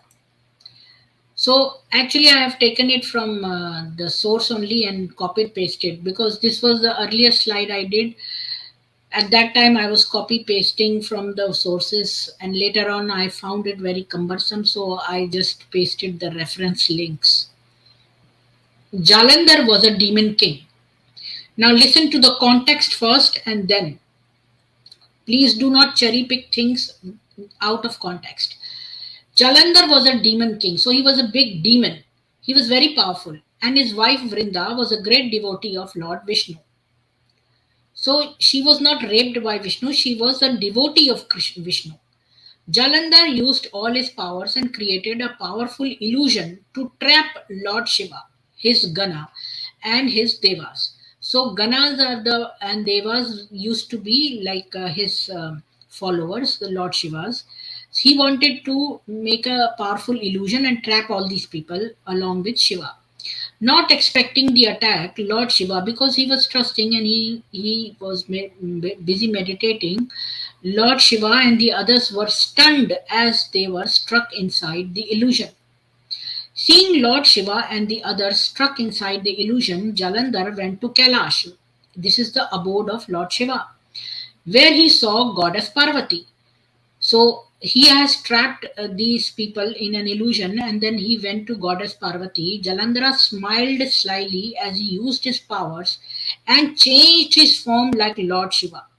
So it is the other way around. It is Jalandhar who made himself look like Shiva and went to Parvati. Jalandhar went to meet goddess Parvati looking like Lord Shiva. Parvati, I have come back victorious. I have defeated Jalandhar. He pretended to be Shiva and he went to Parvati and said, Oh, Parvati, I have come back after this war and I am victorious and I have defeated that demon Jalandhar. Goddess Parvati looked at Lord Shiva and frowned at him. She felt something was wrong. She closed her eyes and used her powers to sense who was before her because she also has powers. So she closed her eyes and she came to know that this demon is standing in front of her, posing himself as Lord Shiva. When Parvati opened her eyes, she was angry. Jalandhar, you dare come here in my husband's form? She walked up and picked up her sword and pointed it at him. He knew he could not fight goddess Parvati now, so he ran from there. Goddess Parvati went to Lord Vishnu and told him everything. How can Jalandhar be so powerful? Because he has taken the shape of Lord Shiva and even approached Parvati on Kailash. So how did this demon have so much power to come to the abode of Lord Shiva and take the form of Lord Shiva? So Lord Vishnu said Jalandhar was already powerful. He has now married Vrinda. You remember Vrinda is a devotee of Lord Shiva. So Jalandhar was a demon king and he has married a very pious woman and a very devoted woman called Vrinda. She is my greatest devotee. Every time Jalandhar goes to war, she prays to me. Oh, she's a devotee of not Shiva but of Vishnu. So Vishnu is saying that this demon is powerful, but he gets his power from his wife. Because the wife prays to Vishnu every time he goes for a war, She gets lot of powers by her prayers. It is because of her that Jalandhar is becoming invincible. Because when if you are a great devotee and if you ask the Lord for anything, the Lord will give, and she always asks for her husband becoming victorious. So every time Lord Vishnu will grant her that wish, and her husband demon would become victorious. So Goddess Parvati looked at Lord Vishnu. Lord Vishnu looked at Goddess Parvati with troubled eyes. He knew what he had to do, but could he do such a thing to his own devotee? So now they knew what they had to do. But can they fool their own devotee? That's the question. So Lord Vishnu unhappily walked out of there and went back to Vaikunt, which is his abode, Vishnu's abode. He knew he had no choice but to do what he had to do. He had to fool that, he had to make, like, you see, every time you have to remember, every time Jalandhar goes to war, she prays to me. So he has to somehow stop uh, Vrinda from praying so that the boon is not given to her, so that Jalandhar does not win. Because every time she prays, Vishnu has to grant her the boon. So now he knows he has to stop Vrinda. So the purpose is only to stop Vrinda from praying at the same time her husband, demon husband, goes to war. So the next morning, as Vrinda knew that her husband would begin his battle with Lord Shiva, she started her prayers for his welfare. Because again, she knew that her husband is going to start the battle with Lord Shiva and Lord Shiva is going to win. But because of she knows that, she starts praying for his welfare. As she was deep in her meditation, she saw someone enter her room. She opened her eyes and was startled to find her husband before her. So Vishnu, I think, has taken the face of her husband to stop her from praying. That's all. She blinked as Jalandhar came before her and told her with pride, I have done it. I have defeated Lord Shiva. Now there is no one as strong as me, he said with pride as Vrinda thanked Lord Vishnu. She stopped her prayers to prepare for the celebration for her husband's victory. So Lord Vishnu did the same thing that demon did, but his intention was to stop Vrinda from praying. That's all. It was at that minute at the battlefield between Lord Shiva and the real Jalandhar that Lord Shiva defeated Jalandhar and stabbed him straight in the chest with his trishul. Without her wife's uh, prayer to protect him, the weapon pierced into his body, killing Jalandhar then and there. So the demon was getting power because of his praying wife. So Lord Vishnu only tried to stop Vrinda from praying to him. That's all. And I must say that, these people who are saying such abusive things about Vishnu raping Vrinda and all, they should be punished, I think. These people should be punished, if they should be penalized. Anytime you make a quote, at least go through the books. See, when we make a quote about the Quran or this thing, we actually open the Quran or the Hadith books and we copy the same thing from there and write it. You should never go on Google and just copy paste from there. It is not. Um, it is a sinful thing to malign somebody. Even a bad person also, for them also, never say wrong stuff. Always speak the truth, because if you ever speak lies, a part of your body will die. You know that Yudhishthir, when he went in this battlefield and he said Ashwathama is dead, even though he was speaking the truth, there was an elephant named Ashwathama who had died. So even when he was speaking the truth, he knew that Ashwathama was also the son of Dronacharya, and his intention was to stop, to make Dronacharya be anxious about his son and not be alert in the battlefield. So he had a different intention. So that's why one of the thumbs of Yudhishthir was, you know, gave way, like what you call that. Let me see. me Google that word. I don't know.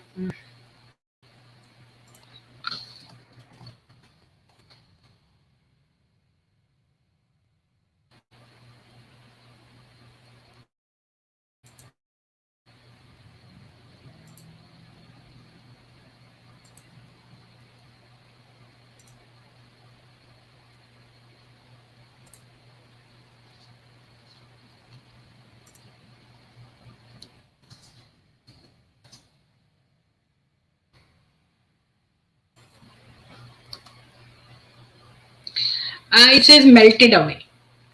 So melted away. So Yudhishthir's thumb melted away because he spoke with double meaning. He said Ashwathama is dead, and Dronacharya's son was also Ashwathama, and the Ashwathama was also an elephant who had died. So even though he was speaking the truth, one of his thumbs melted away. So whenever we speak lies, a part of our body dies. So why should we speak lies? So never quote something from Google and then just present it as if it is the truth without even opening, just to make fun of other people and their religion. Even if a religion is bad, like if I quote Islam, I'm not going to make up things and just try and malign the religion. There is enough bad in the scriptures itself. I don't even have to cook up anything.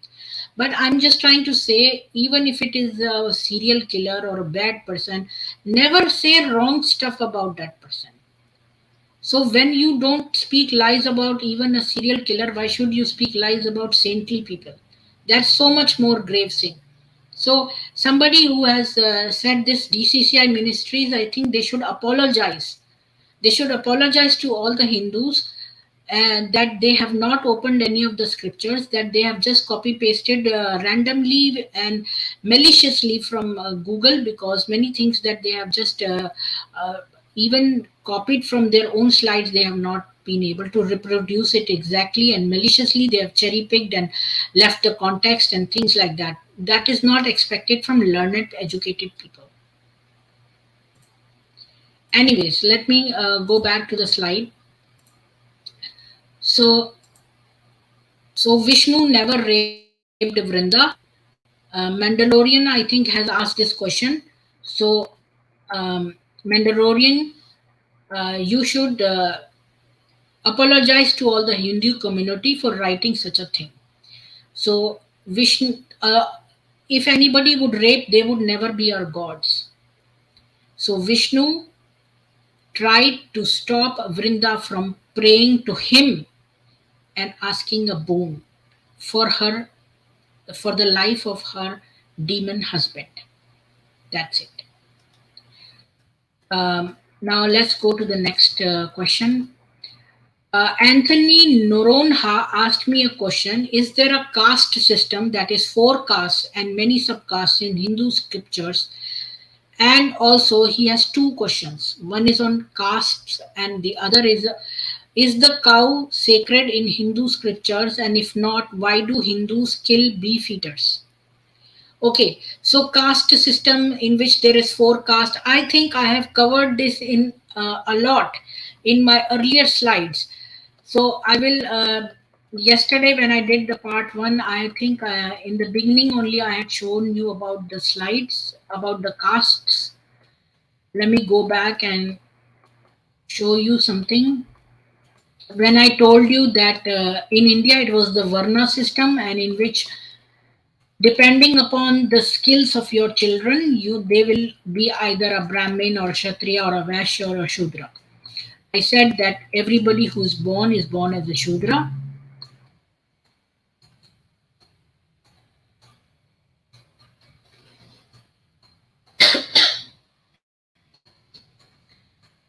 So I told you everybody this one that there are four castes: Brahman, Kshatriya, Vaishya, and Shudra, and everybody is born as a Shudra. But later on, after attaining and seeing their aptitude and skills, they become either Brahmin, Kshatriya, or Vaishya. And in one household, you can have all these.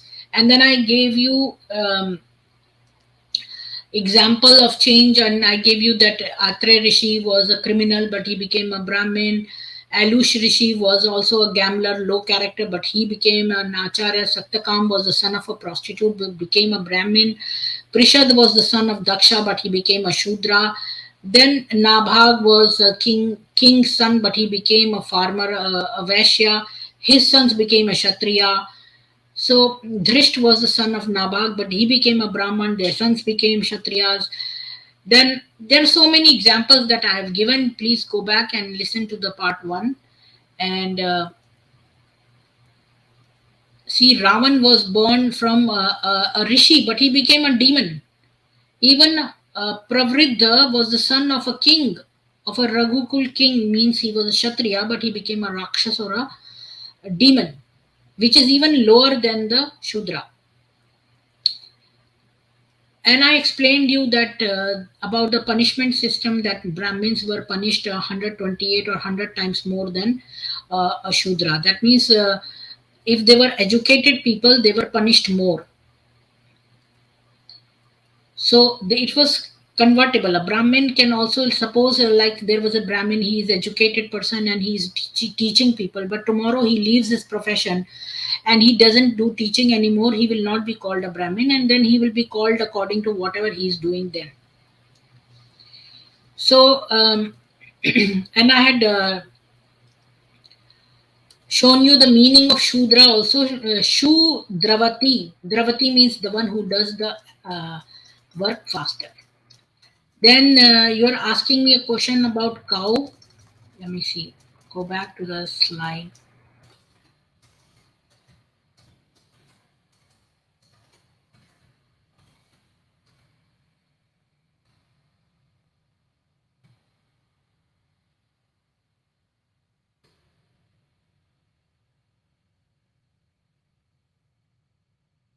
Okay. So you're talking about the next question you have is, if not, why do Hindus kill beef eaters? So Hindus don't kill at all. Hindus never kill anybody. We are such non-violent. Even Buddhism is a branch of Hinduism. Hinduism preaches non-violence to even animals. Most of the Hindus are vegetarians. They also don't want to kill any animal and eat it. They are non-violent. So now I will prove to you. 1 second.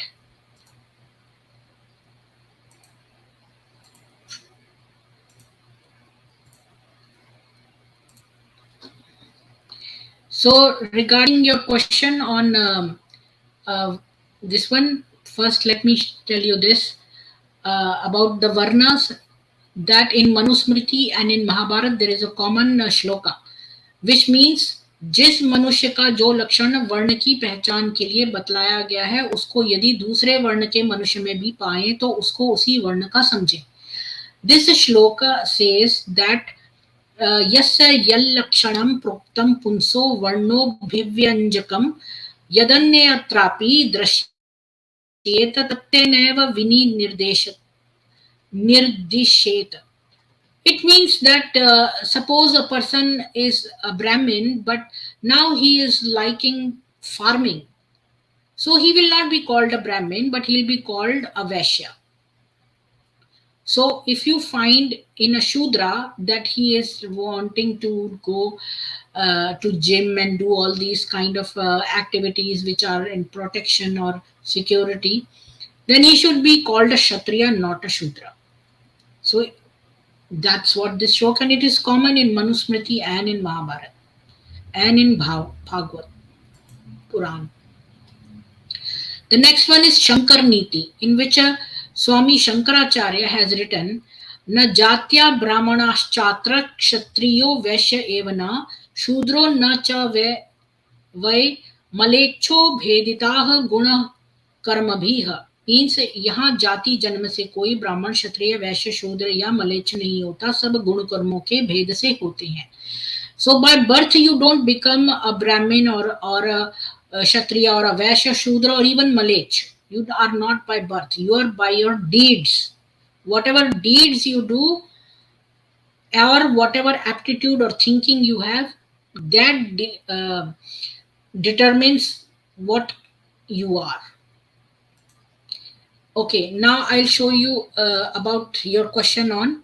I will not go into Jati Bhed, another PowerPoint that I have already prepared on varnas. It will be too much. You don't need that much information. This much is okay.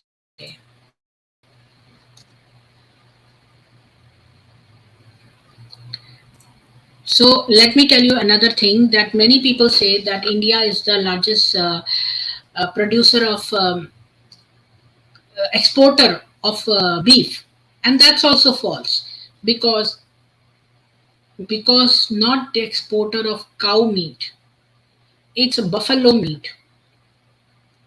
And there is another animal which looks like a buffalo. His Hindi name is another. I'm forgetting it. It's that animal and buffalo. That meat is exported, not cow. Cows are in many states in India. Cow is banned. Killing of a cow is banned. Okay. So now you said why? Sorry, what was your question? Was that why? You said why Hindus kill beef eaters. I have never come across even one person who has killed, because Hindus don't kill others. Hindus are the ones who are being killed. Hindus are the ones who are being converted. Hindus don't kill anybody. Some very brave Hindus may retaliate uh, on the violence done on them, but that's very small percentage, and that too they do when violence has been done on them before. So I have not come across even one Hindu who has killed a beef eater. It would, if that was true, then they would be, all the Muslims will be dead in India. If that was true, none of the Muslims would be surviving. In fact, they are growing at a very exponential rate. So your question by logic is also false. Now let me show you something, that why the government seizes these people who, not because they are beef eaters, but they rape the cows. I'll show you, and there's not one instance, two instances. See, Madhya Pradesh, in another act of bestiality, a cow was raped. Accused Chotu Khan, so he's a Muslim man. Uttarakhand, Muhammad Nafis tries to rape a cow in Haldwani. Locals shave his head in protest. So he is raping a cow. Maharashtra, Usman Khan tried to rape a pregnant cow. The cow was pregnant and he was raping her. Owned by Bajrang Dal activist, failing which he inserted a blade and tried to rip out. I'm not even opening the news to read the full news. Inserted a blade and tried to rip out her organs. So these people are sadistic, and they are doing not only raping, they are trying to torture an animal. So you don't think that the government should hold them responsible for causing pain to animals? Do you know that if you abuse a dog in the West, you have laws protecting even dogs? So if dogs can be protected, then if you are making um, so much use of a cow, you're drinking her milk, you are making dairy products out of her, you're using even her cow dung, and then you are raping her also. So you don't think that these people should be caught and punished for the activities that they are doing, ungrateful people? And Hindus call cows as mothers, not because they are our biological mothers, but because we are so much um, sensitive people and ethical people, Hindus, that they think that if they drink the milk of an animal, she is like their mother, because she's giving us our milk. These are the sentiments. And if you don't have these sentiments, then you decide if you are in the category of a gentleman or a barbarian. What kind of a thinking you have? Let me go further and read a couple more, a few more, I mean. So Usman Khan, then West Bengal, 29-year-old man brutally rapes a pregnant cow. The cow dies due to excessive bleeding. Uttar Pradesh, Shahabuddin rapes cow in broad daylight in Ayodhya, arrested after videos shared with police. After murders and rapes by TMC goons in West, okay. Uh, Bhopal, 55-year-old Sabir Ali enters dairy farm and rapes a cow, arrested after CCTV footage revealed the crime. Mangalore, Muhammad Ansari rapes a cow by tying its limbs. Villagers catch him in the act, arrested. Andhra Pradesh, pregnant cow brutally raped and assaulted. Locals demand arrest of culprits. See, there are 24 pages of this. I have just read the news of one page only. I'm not going to spend all the time reading cow rapes, but you can search cow rapes and you will discover that most of the Muslim community people are doing cow rapes, and that is why the government has arrested them. None of the Hindus have killed any beef eaters. So I think I have answered your question, Anthony Noron Haji. I have answered your question that Hindus never kill beef eaters. So, um, also, I'll tell you Atharva Ved, just note down that it says 5.11.3 says that na dasah, it's na arya, means न कोई उपक्षय की वृत्ति वाला पुरुष और न आर्य न कोई धनी वैश्य मीमाय हिंसत करने वाला होगा, अर्थात भयों व प्रलोभनों से मैं कर्तव्य मार्ग से विचलित न होऊंगा. This is very important mantra because it tells that I will follow the righteous path.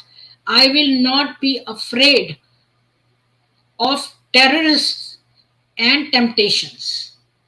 I will not be afraid of fears and temptations. You know, the Christians usually give temptations, like they will try and give money or rice bags to poor people, try to convert, and Muslims will generally, try and show you fear that if they are going to bully you. They will tell you that they will take your life if you don't convert. So this mantra says that I will not be afraid of the fears and the temptations, and I will never um, leave the path of righteousness. Now come to the next question. Daniel Gogi asked me a question. Dr. Preeti, Vasudev and Kunti and siblings of Arjun and Subhadra are married. And Arjun was born to Vasudev and Subhadra was born to Kunti. So is Arjun not cousin to Subhadra? Okay, that's a good question. First of all, Hindus don't marry even the first cousins. You should know that. If this was happening, that people were marrying their own sisters, then whole entire race of Hinduism would be doing the same thing, what their ancestors did. It is not like this. This is false. I'll explain you why. First of all, Kunti invokes Indra for a son at the request of Pandu. Because as you hear about the story, you know that Pandu was, he killed a rishi who was in the garb of a deer and making love to his wife in another deer. So he killed them while they were copulating. Not killed them, but injured them or whatever. So he had a curse that he will die as soon as he copulates. So he could not produce a son with Kunti. Now Kunti is a royal daughter-in-law, and she has to have an heir. So Pandu says that why don't you invoke gods and have a son? That doesn't mean you have sex with gods. Gods don't have sex. When they bless you with a child, the child comes in your lap. So Arjun was conceived using this mantra. So she invoked Indra and she recited the mantra, and at the behest of her husband Pandu, who could not perform coitus without surviving. So Arjun was not born from either. You know, he was a given child by Indra, God.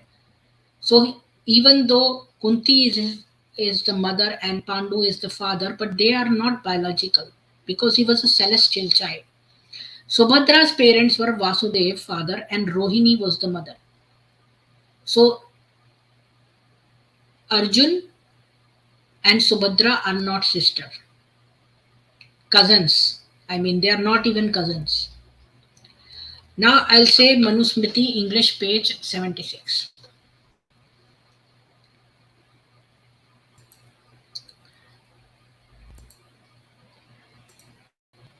Okay, let me save this first of all.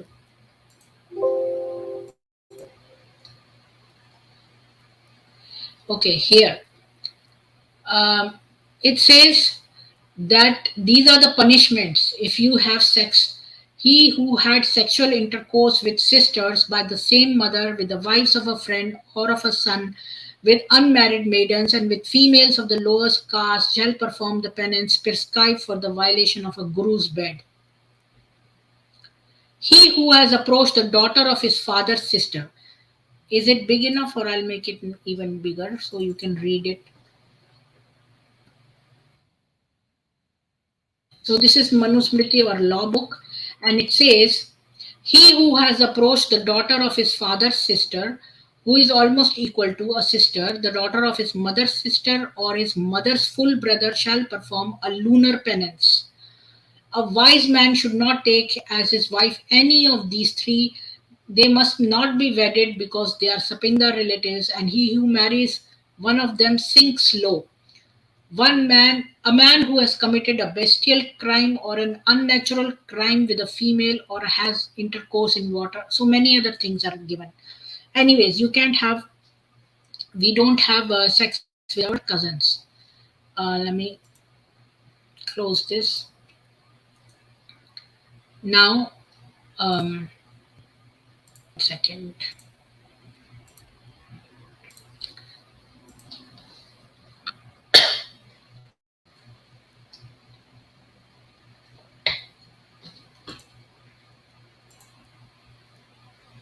Yes, so I will show you something.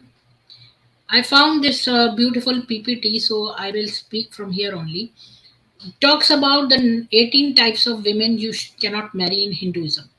Okay, so otherwise there are severe repercussions. So shall a man establish or enjoy a physical relation with women under no circumstances. A man is warned of having consensual or forceful physical relation with a virgin without marrying her. So virgin without marriage. So if you are having sex with somebody or live in relationship, that is sinful. A widow, you cannot marry a widow. Vow of celibacy. So somebody who has taken a vow of celibacy, who is a sadhavi, you cannot marry that person. Friend's wife, you cannot marry. See, even friend's wife you cannot marry because it's unethical. An enemy's wife also you should never marry. A pupil's or like somebody who is your see, this is very interesting. Pupil's wife. Do you know that one of this Islamic guys, he was doing a research under professor, and the professor, he was in love with a girl, and they both married, and he was doing his PhD under this professor who was also Islamic, and he was old. The professor was old, and he suggested to this pupil that why don't you divorce her, and then I will do her halala, and then you can have her back. So the disciple, since he was doing PhD, he had to listen to his his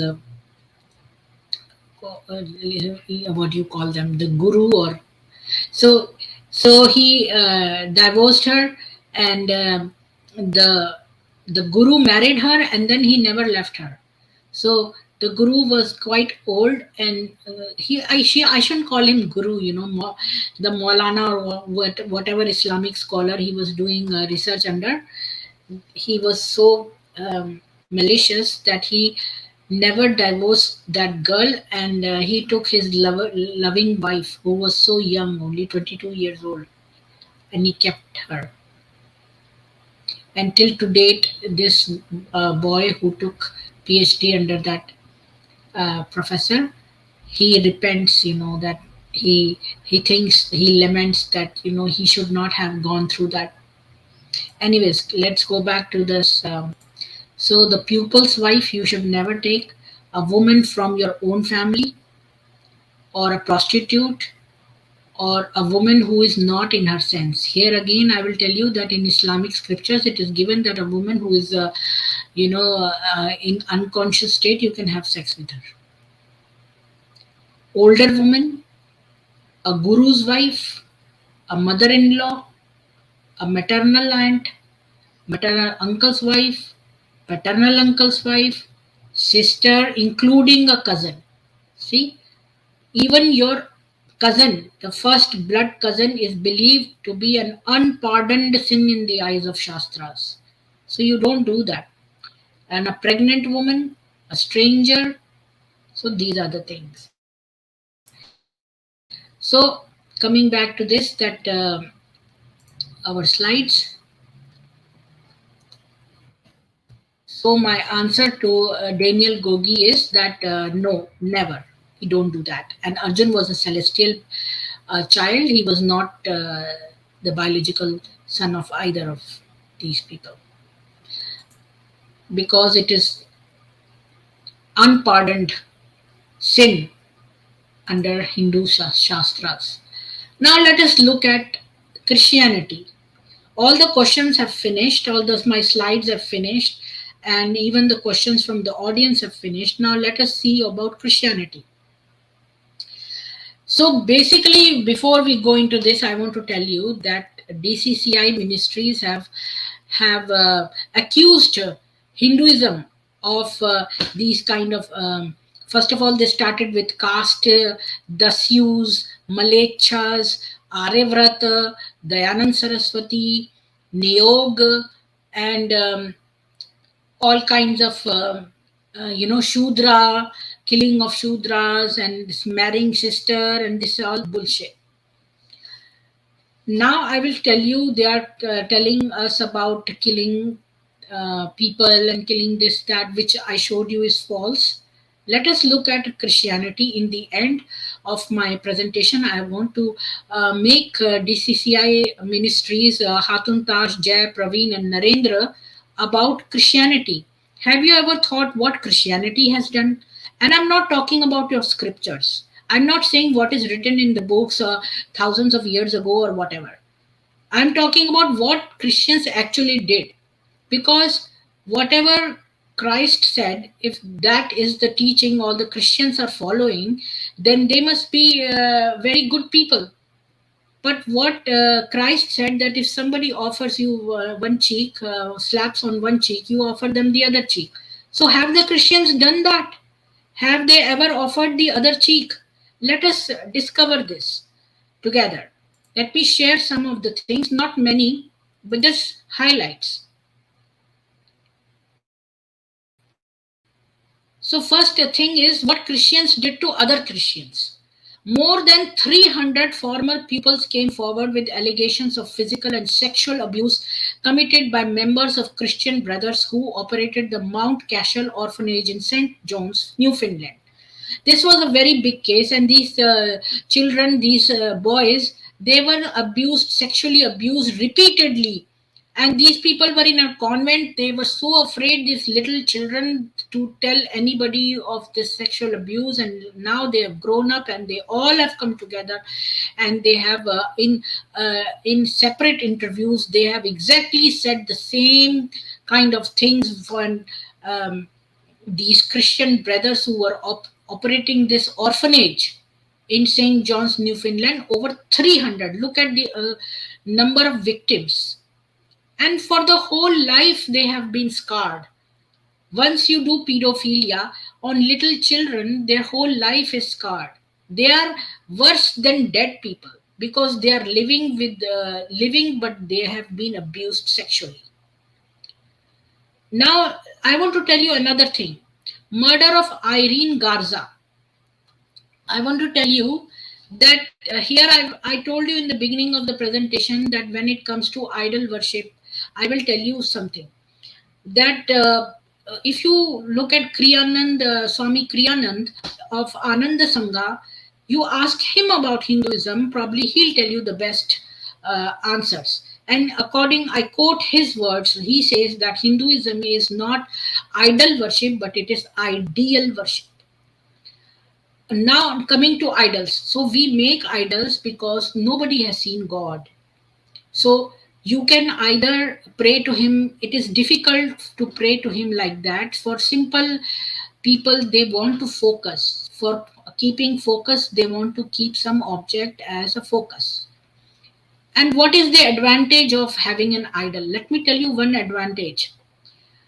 This woman, Irene Garza, she was a Spanish lady. She was very beautiful and she was very educated and she was very pious and very religious. She was a Catholic and she was very religious. She used to attend the church regularly. And you know, in Catholic churches, you have to confess every week. You are considered a good person if you go and confess your sins every week. So this lady used to constantly go to the church every week and do her confessions. And the priest that heard her confessions called her someplace and then he raped her and left her body in the gutter. After that, the priest, after some time, uh, uh, when her body was found, nobody said anything. She was missing. Then her body was found. Irene Garza, you can check her up in Google, on Google or any places. I've seen the big documentary of an hour-long documentary on her many years ago.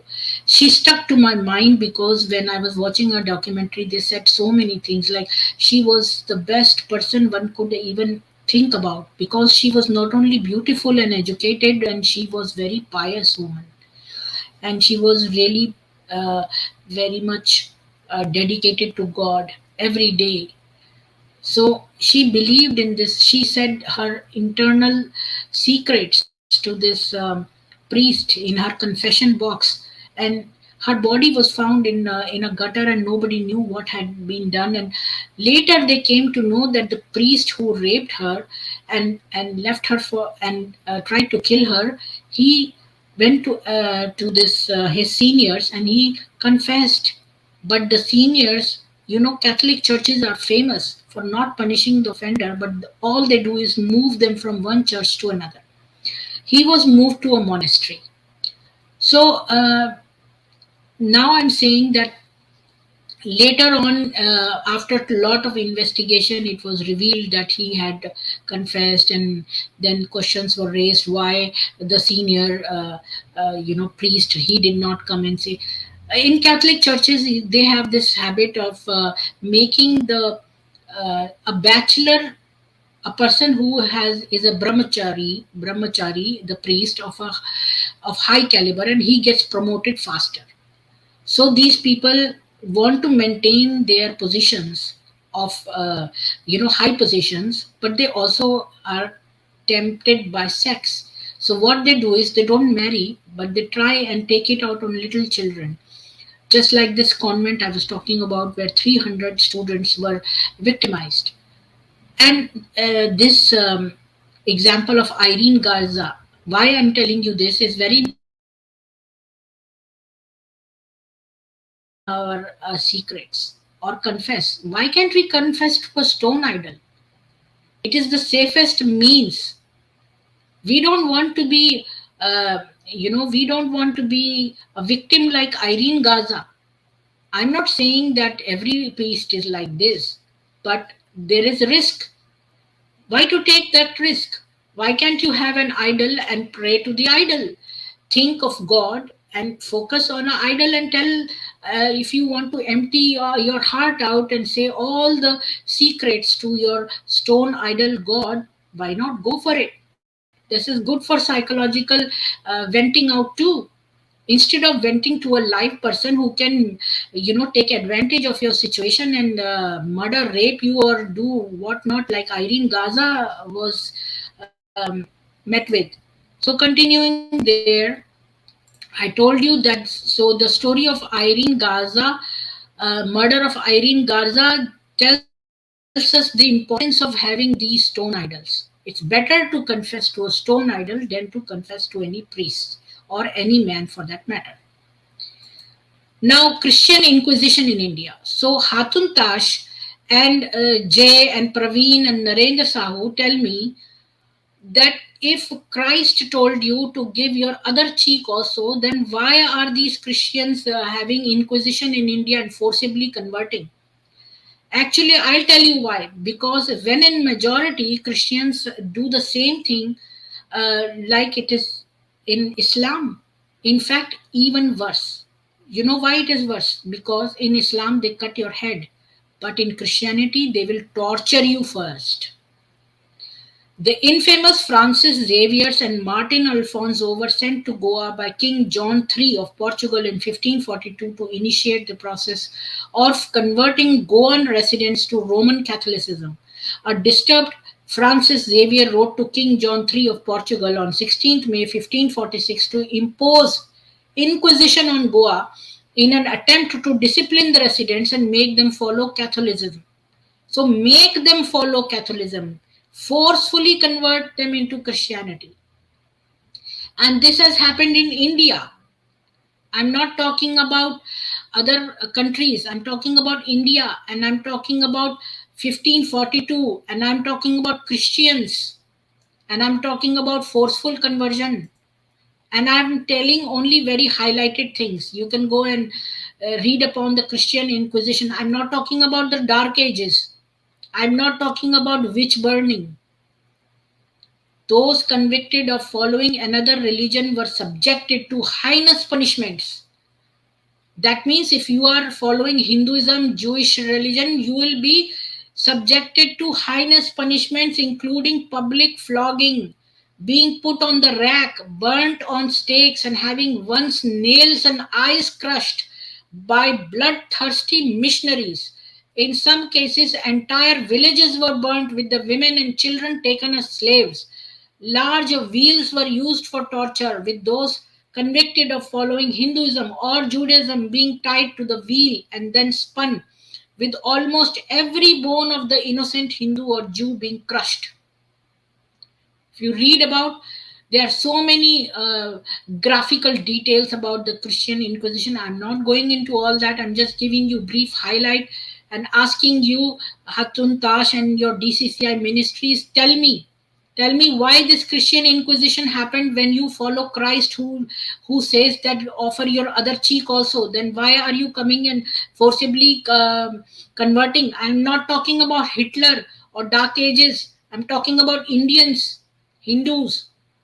Hindu children were sometimes taken away from their parents and burnt in front of them, with the parent being tied and forced to witness his child being burnt alive until he accepts to convert to Christianity.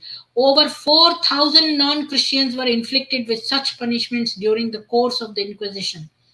In inspiration of the Muslim invaders, the missionaries imposed the Zendi tax on the Hindu population, similar to the jizya tax.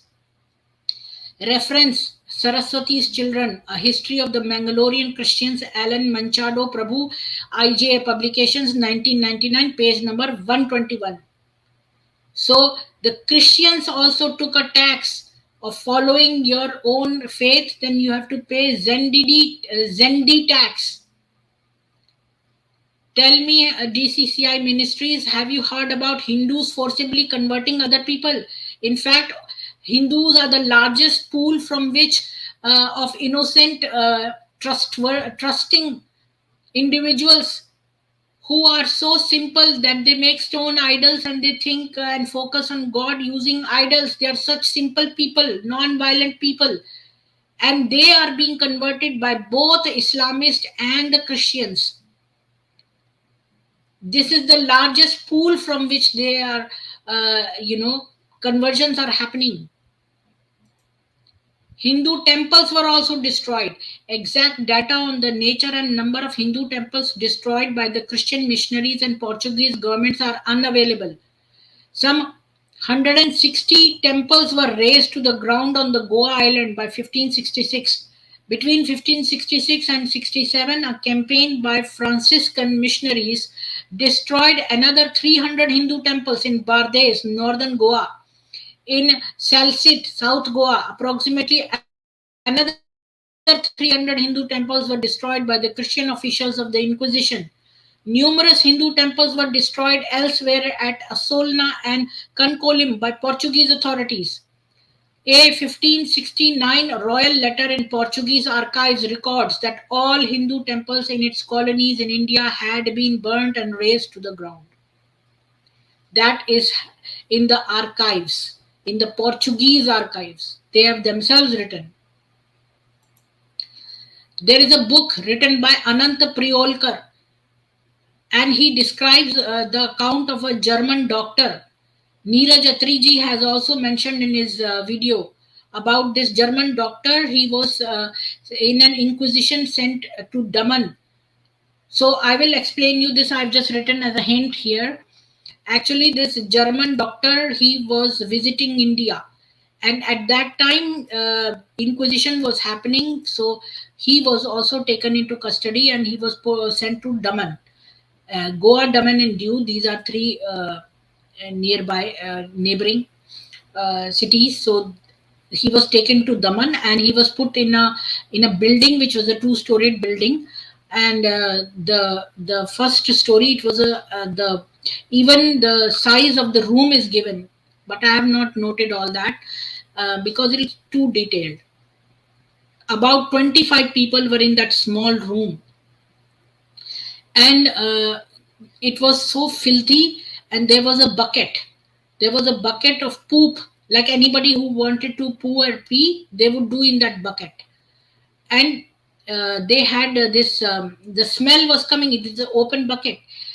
The top story was of female prisoners, and they were pooing through. There was a hole in the ceiling and they were pooing directly down, and the smell and the stench was so great. But this German doctor was not afraid of that stench. He was caught in there. He was kept in that room. He was afraid of the Inquisition. He writes in his diary, which was later found, that I am so much afraid of the what is going to happen tomorrow than the stench which is coming from this poop which is following from the first story,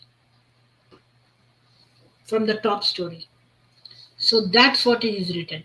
So you can imagine how much afraid or scared he will be.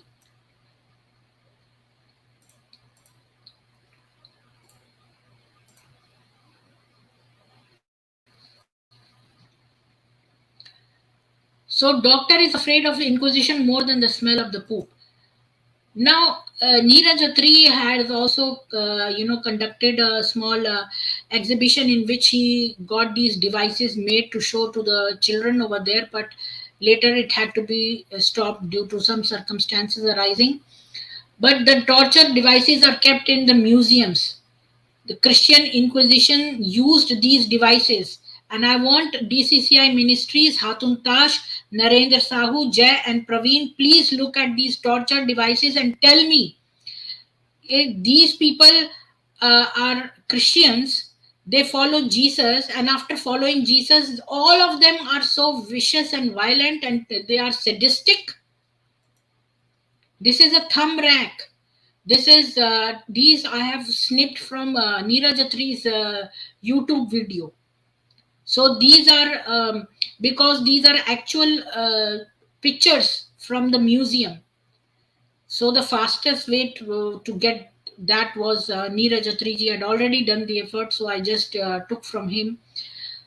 So these are this is a thumb rack to squeeze the thumb. Your thumb is placed and it is squeezed there. Its graphical description is used here. This is how the inquiry was conducted. This is a Spanish boot, means your feet are put there and crushed. And these are projections that this is an actual placement in the museum. These are actual pictures. This is a wheel to crush on your head, and the spokes will go inside your head. This is a pear thing. It is your private parts to crush your balls. So this one was used inside the female private parts. You can see these things going inside your vagina.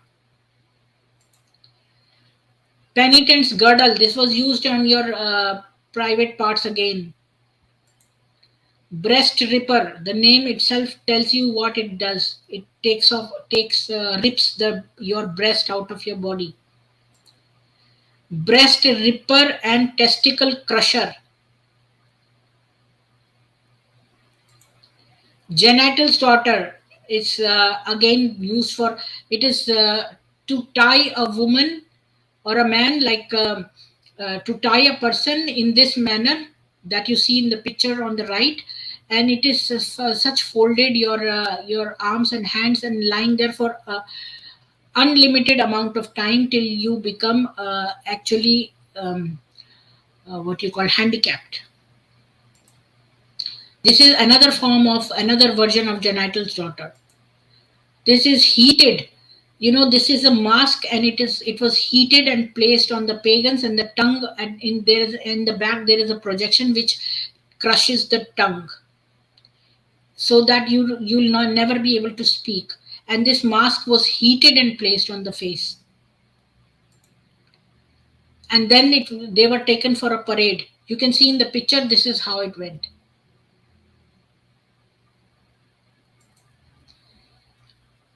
This is another mask. Hello.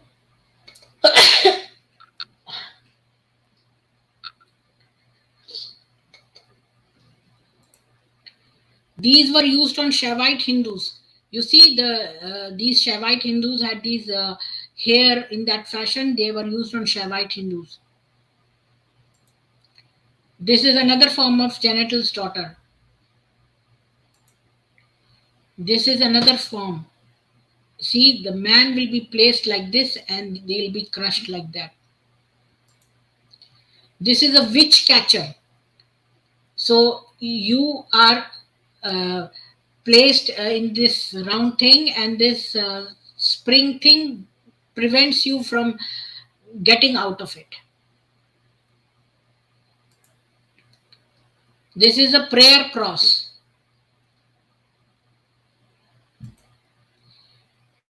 This wheel is used to crush you. You are placed in there, and your body, the wheel goes inside your body and it crushes it. Garrote to crush the neck. Skull crusher. Different type of skull crusher. Another type of skull crusher. Fire torture. So fire torture was um, this looks simple, but it is not simple. It is a heated place in which you were kept, and fire was burnt. And like here, you see over here in this picture, the leg of the man is tied on the top, his head is down, the legs are up. In this picture, like in the picture it is shown, and then there is fire burning from below. Fire torture usage, this is the artist creation. The museum pieces I showed you. This is his legs are in this hole, and he's lying upside down, and then his the feet, the sole of his feet are lit from the back. The sole of his feet are also, and the fire is burned from down also. This is disembobbiler plank, to remove the ribs. They will crush your ribs and take, actually no, not crush the ribs. When you put there and then you turn this, one ring of your rib will come out, and it will roll up in a spiral form. So all your ribs one by one will come out and roll them up. This is also a ripper. You can see from the diagram, we don't have to explain that. It's cutting from the, hanging a person upside down and cutting from the middle like that. This is the ripper. This is called Judas cradle or vigil. It is like a conical thing, and the person was placed to sit on this like this. So I want to ask you, Hatun Tash and Jay and Narendra Sahoo and Praveen. Tell me, you are the follower of Jesus Christ who has said that give your other cheek also, then you are committing all these Christians. I'm not talking about Dark Ages or Hitler burning so many Jews. I'm talking about these Christians coming to India and forcibly converting Hindus, and they are punishing people and Inquisition, holding them, asking questions, converting them forcefully, so, and torturing them. So you are not less than Islamist when it comes to violence. I would say that yes, Akbar, he skinned people alive. He cut the heads of people and made monuments out of them. But you have not left any stone unturned when it comes to violence. You have tortured people. You have tortured innocent Hindus. About like 4,000 Hindus were tortured like that. So I will say in the end, I have come to the end. I will tell you about Hinduism, what Hinduism says. There is a shlok which says, Ayam nijaha paro veti gadana lagu chetasam udar charita nama tu vasudhaiva kutumbakam. It means this is mine, that is his, say the small minded. The wise believe that the entire world is a family. This is what Vivekananda said in Chicago conference, and everybody stood up to the young monk. So the whole world is a family. This is what the Hindus believe. Islam thinks that these are believers. The Islamists, the Muslims are their believers and do everything good to the Muslim. One Muslim doing to other Muslim, but all the non-believers should be killed, either converted or they should be killed. Christians believe the same thing. Actually, I left Christianity when I read Islam because Islam people are foolish. They actually copied it from Christianity only. When I read the Bible, I was just reading it for the sake of reading and saying that yes, I have read the Bible. So I missed all these things. If you go back and read it, there in Old Testament, there are so many things on slavery, on apostasy, and there again they Christ, those who believe in Christ, no matter how unrighteous they are, they will go to heaven. But all the virtuous people, let me say it this way, all the virtuous non-Christians will go to hell. So that is what is written in this shloka, that this is a small minded mentality. When you say this is mine and that is there, when God is one and he has created everybody, all the creation are his children, then why would you put somebody in hell? You will think the entire world is a family. You won't say that a Christian should behave nicely with another Christian and have these torturous devices for Hindus. Another important quote I will tell you: Om Sarve Bhavantu Sukhinah, Sarve Santu Niramayah, Sarve Bhadrani Pashyantu, Ma Kaschid Dukbhag Bhavet. Om Shanti Shanti Shanti. May all sentient beings be at peace. May no one suffer from illness. May all see what is auspicious. May no one suffer. Om, peace, peace, peace. So, Om is the sound which is reverberating in the cosmos. May all sentient beings be at peace. So, everybody be at peace. It's not saying only Hindus be at peace, only Sanatan Dharmis be at peace. Everybody, the whole world is a family. Everybody be at peace. No one should suffer from illness. It says no one, doesn't say Sanatan Dharmis. It doesn't bifurcate between Christians, non-Christians. It doesn't say Sanatan Dharmi and non-Sanatan Dharmi. It talks about everyone. No one should suffer from illness. May all see what is auspicious. May no one suffer. Peace to everybody. I would say, I would say that it is not Christianity which is a religion religion of love, and I would say it is not Islam which is a religion of peace, but Hinduism or Sanatan Dharma is the religion of peace and love and light.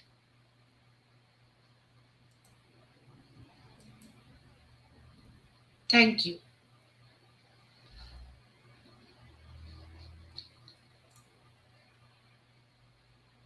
This concludes my presentation given as a reply to Hatun Tash, Jay, Praveen, and Narendra Sahoo at DCCI Ministries. And if you have any queries, you are welcome to contact me, and my email address is given on the screen, which you can take a snapshot. Please, everybody, like and share the video as much as possible, so that if people have similar queries or questions or doubts in their mind, they can listen to both parts of these two videos that I have created yesterday and today and solve their queries. And any more queries, you are welcome to contact me at my email address, and I would answer all your queries. If you have too many queries, I can set up a stream, and we can talk on live channel, and we can discuss. I appreciate everybody for listening to me and going through all these slides.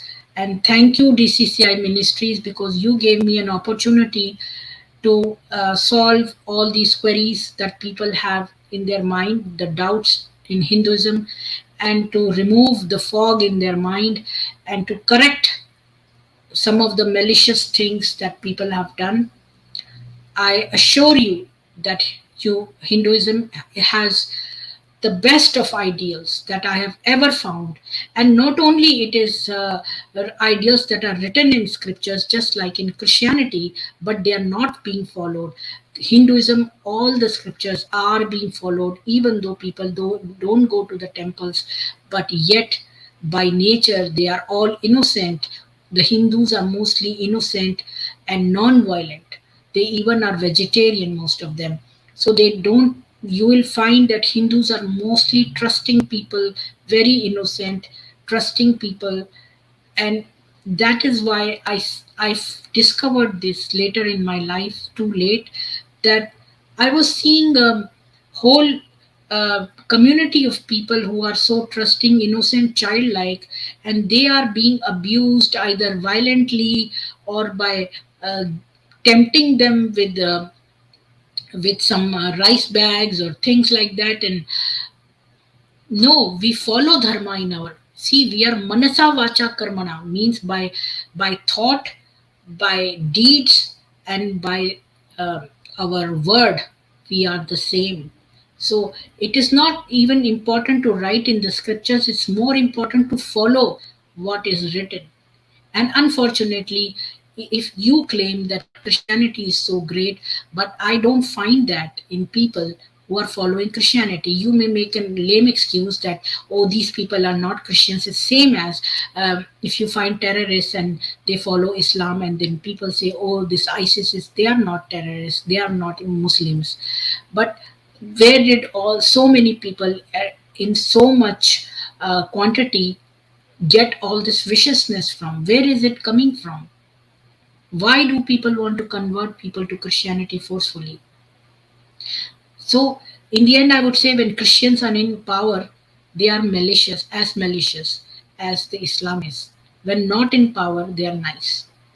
So, I would say let us go for humanity, and let us not corrupt other people's scriptures, whatever they're writing. Let live and let live peacefully.